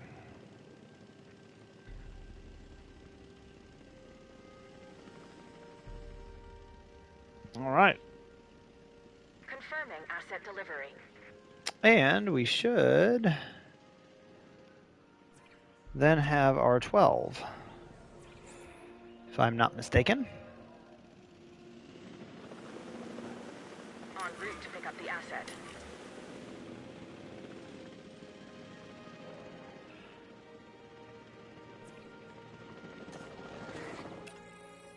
Yep, we have 12 of them, so that drops our Ornithomimidae count to 21 that we need to get into the park. And we have 4 of our Ankylosauridae, which drops our Ankylosaurid count to 12. If we can also go ahead and get in a Hadrosaur in this enclosure, we should be in very good shape. So let's take a look and see if maybe the Iguanodon would be a good candidate for this environment. Likes ground fruit, we have open space and water, and it requires a minimum population of 1.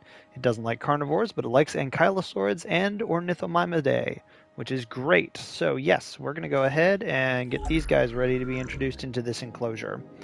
So skin color, we want to randomize along with their pattern color. We don't have to worry about any film colorations coming in.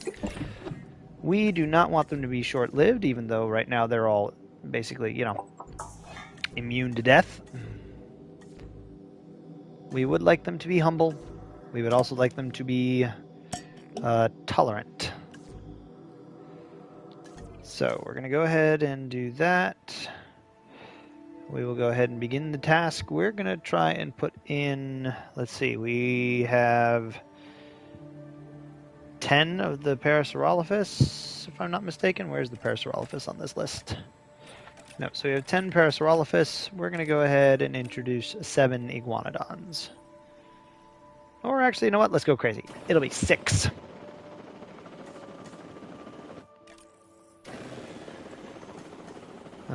How this goes. We'll do one more. Okay, let's select eggs. Tolerant and humble, that's good.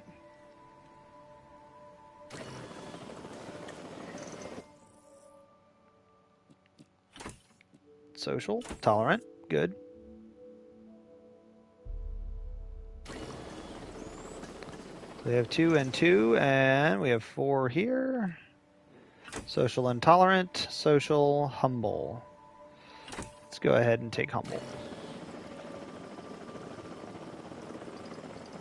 And we will have our 6 iguanodon.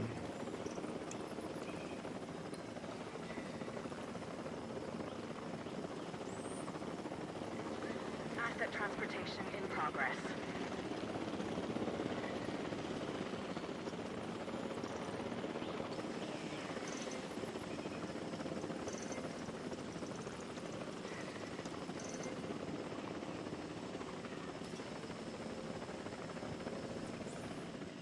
Release via airlift. All right. Picking up asset. Transporting asset.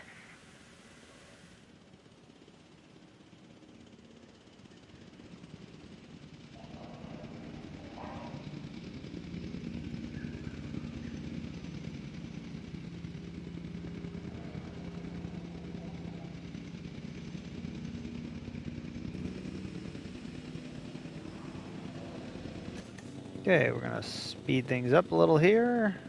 I am confident our iguanodons will be happy in their environment. If we have to make any adjustments, we will.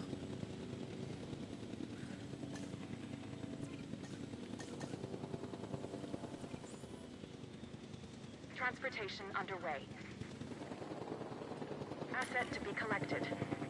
Acknowledging asset collection request. Asset has been delivered. This dinosaur is large, bulky, and has a stubborn disposition. It's called the iguanodon. It's an herbivore with attitude. I'd suggest giving it a wide berth. Transit has commenced. Heading to pick up the asset. All right, we'll go ahead and reduce ourselves back to normal time. Confirming asset delivery. Missing ground fruit, but how much of it? Okay, so we can tell that yes, it doesn't have quite enough ground fruit in this area. So we are going to have to go ahead and provide it with more ground fruit. Fortunately, as it expands to the rest of the environment, we shouldn't have a problem with...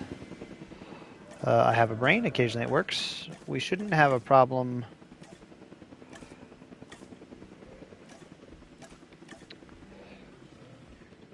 with the open space. Because once it expands to the rest of the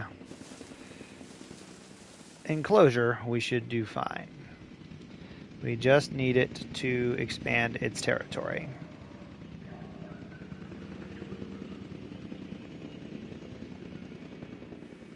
Asset in transit.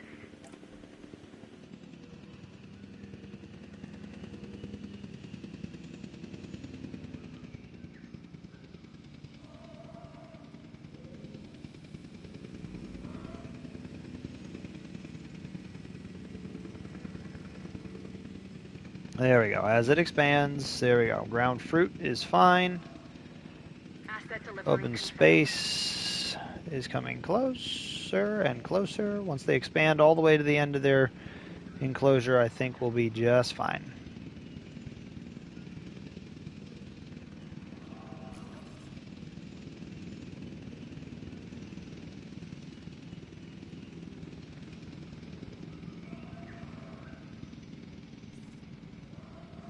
Keep going.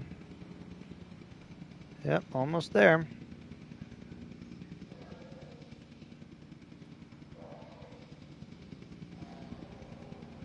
Delivery complete.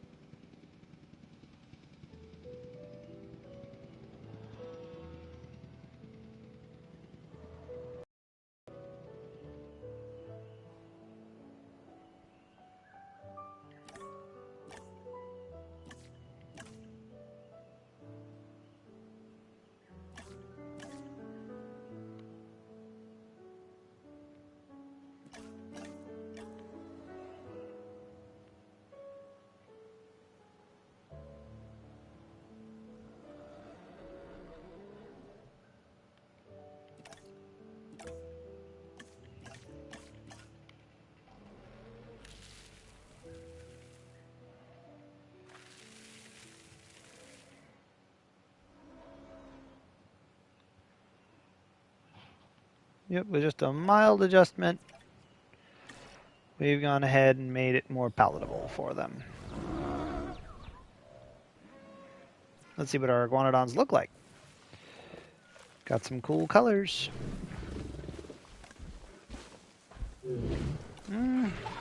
Oh, there we go.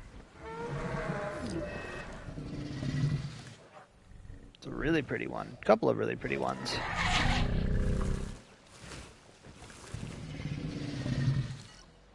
Yep, very nice, very nice. Okay, so how many iguanodons do we have? We have 6, right? 6. There we go. All right, so that contributes to our hadrosaurid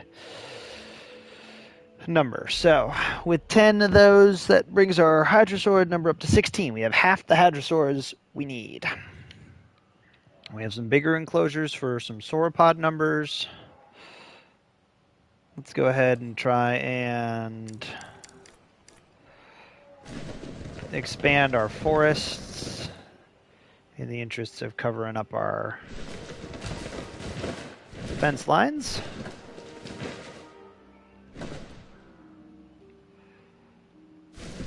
And fill in this as much as possible.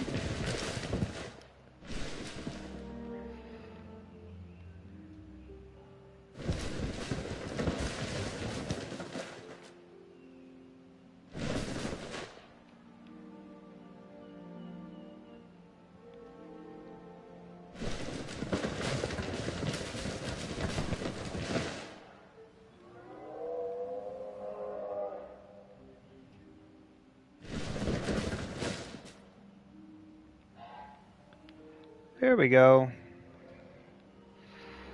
All right. Cool. Fight. They did this in the wild. Now they can fight in captivity.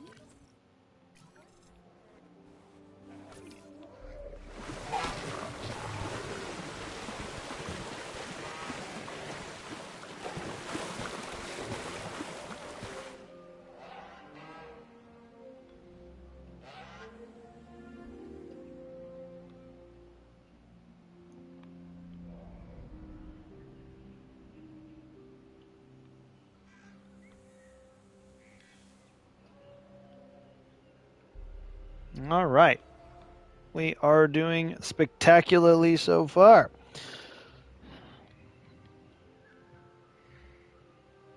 We've got enclosures set up for the rest of our herbivores.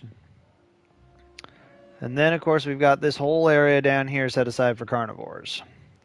And if we need to, we can also fit in additional response units and veterinary sites so that we can fit those in. Because the only real carnivores that we have to fit in are 2 T-Rexes, 8 Velociraptors, and 7 Dilophosaurs. So those are really the only carnivores that we have to actually worry about sticking in here. Now, it is worth considering, and this is mainly just because I love him and I want him to be in the park, considering swapping out one of our T-Rexes for a Spinosaur, just to add some variety. Not that we can't have 2 T-Rexes in our park, because that is something that is doable, but just something to consider if, I wanted to spice things up a little bit. So just something we're just going to keep on the back burner for the moment, but it is something that I am considering, certainly. So we got a lot of status checks need to be done on these. And right now, looks like we've just got the one Ranger team, Bravo 1, that's assigned to there. See, but then I've got 3 other enclosures that are going to have to be done. So yes, I do think we're going to have to build additional response units. And I think putting them in right down here is probably going to be what we need to do. So first of all, we want to make sure that we get in what we need now. We're going to need an arrival point down here as well.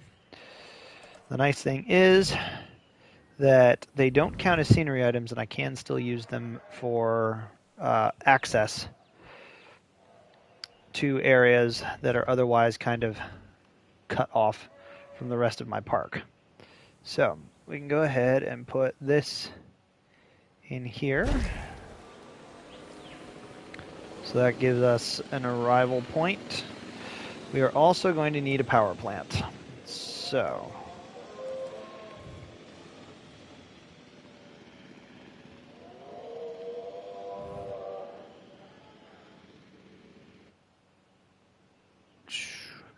but also we must consider that I need to get in a couple of other things. So first of all, I need to squeeze in a couple of paleomedical facilities.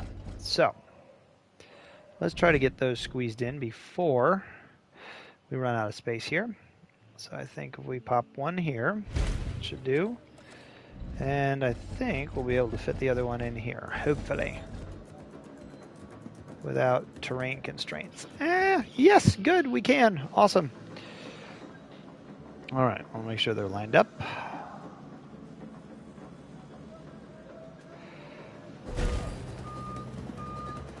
Okay, so we got our two paleomedical veterinary units. We will also require response facilities.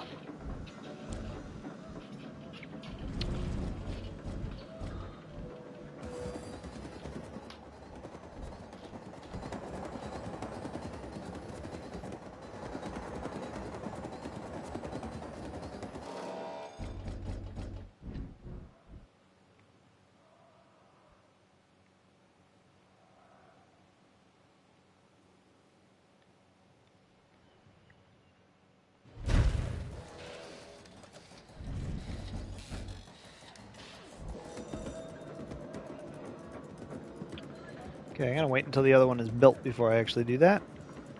However, I'm not going to wait, since this doesn't look like it was perfectly flattened, to go ahead and flatten the rest of the terrain so it matches this. There we go. Alright, we're going to go ahead and bring it up all around here. It said flattened, but not quite.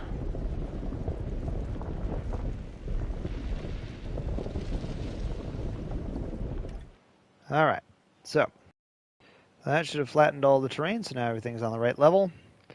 And let's go ahead and pop down our other response facility.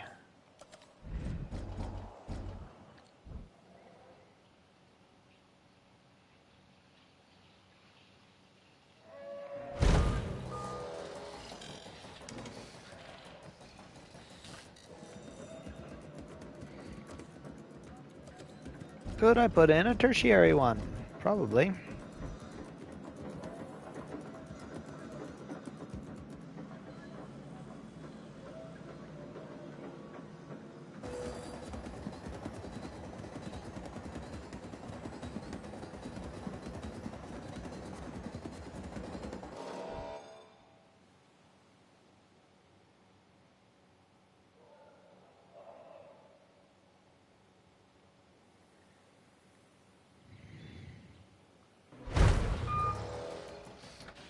Et voila. Alright. Cool beans. We might add in some more scenery and whatnot just to make this all look good, but we also are going to require power. Now, a small power station will probably suffice.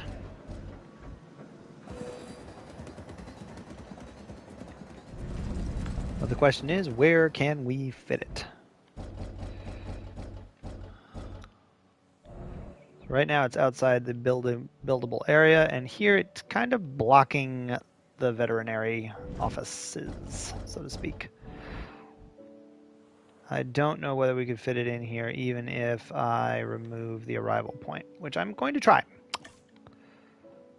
We're going to try and move the arrival point elsewhere.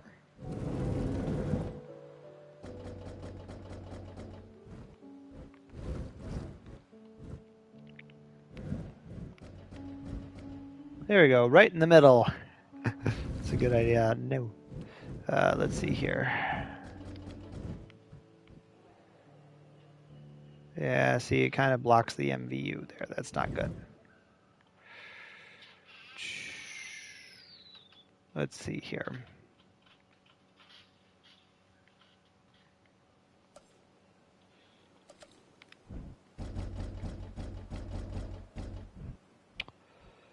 Could pop it right on the edge, even though it does kind of stick out a little bit, which is not necessarily what I was hoping for. But we could get it done that way.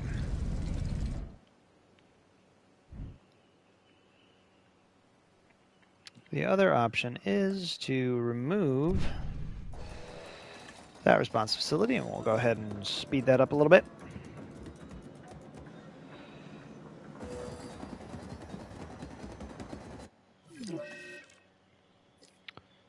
All right. Then we go ahead and we move the arrival point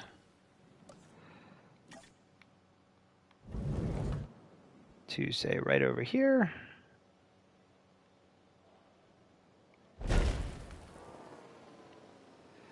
And then we put in our small power station right in here.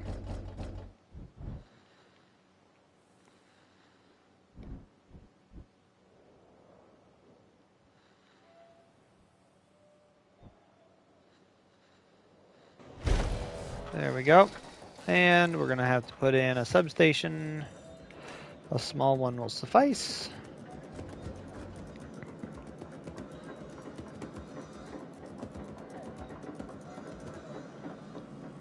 We'll worry about that in a minute. Let's get some paths running here.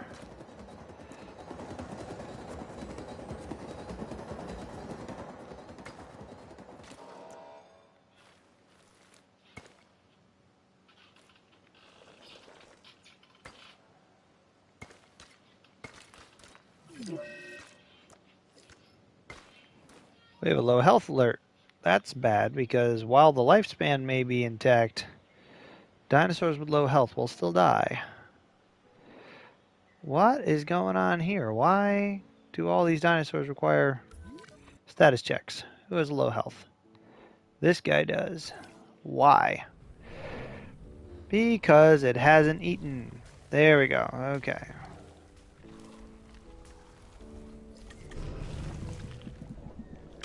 Alright, there we go. That'll get her health back up. She'll be doing okay. But what is going on with all these dinosaurs needing status checks? Where are our ranger teams? There's one over there. Yeah, all three of our ranger teams are out and about doing stuff. Of course, one of the things I did not consider is that we also have a ranger team that is assigned to that pteranodon hatchery. So the same one that still has to go and do all of those checks. Yep, so we may have to reconsider that arrangement. But for now, since the dinosaur we were concerned about is out of the woods,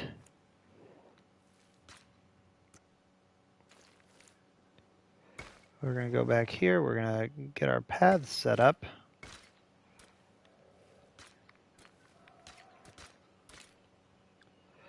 Just like our other operations areas so far, we're going to go ahead and set up our little central kind of staging area for equipment and supplies and whatnot. Obstructed by arrival point. That's bogus.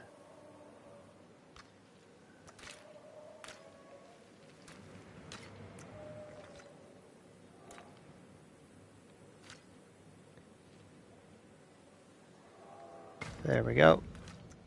Okay, so the power is on.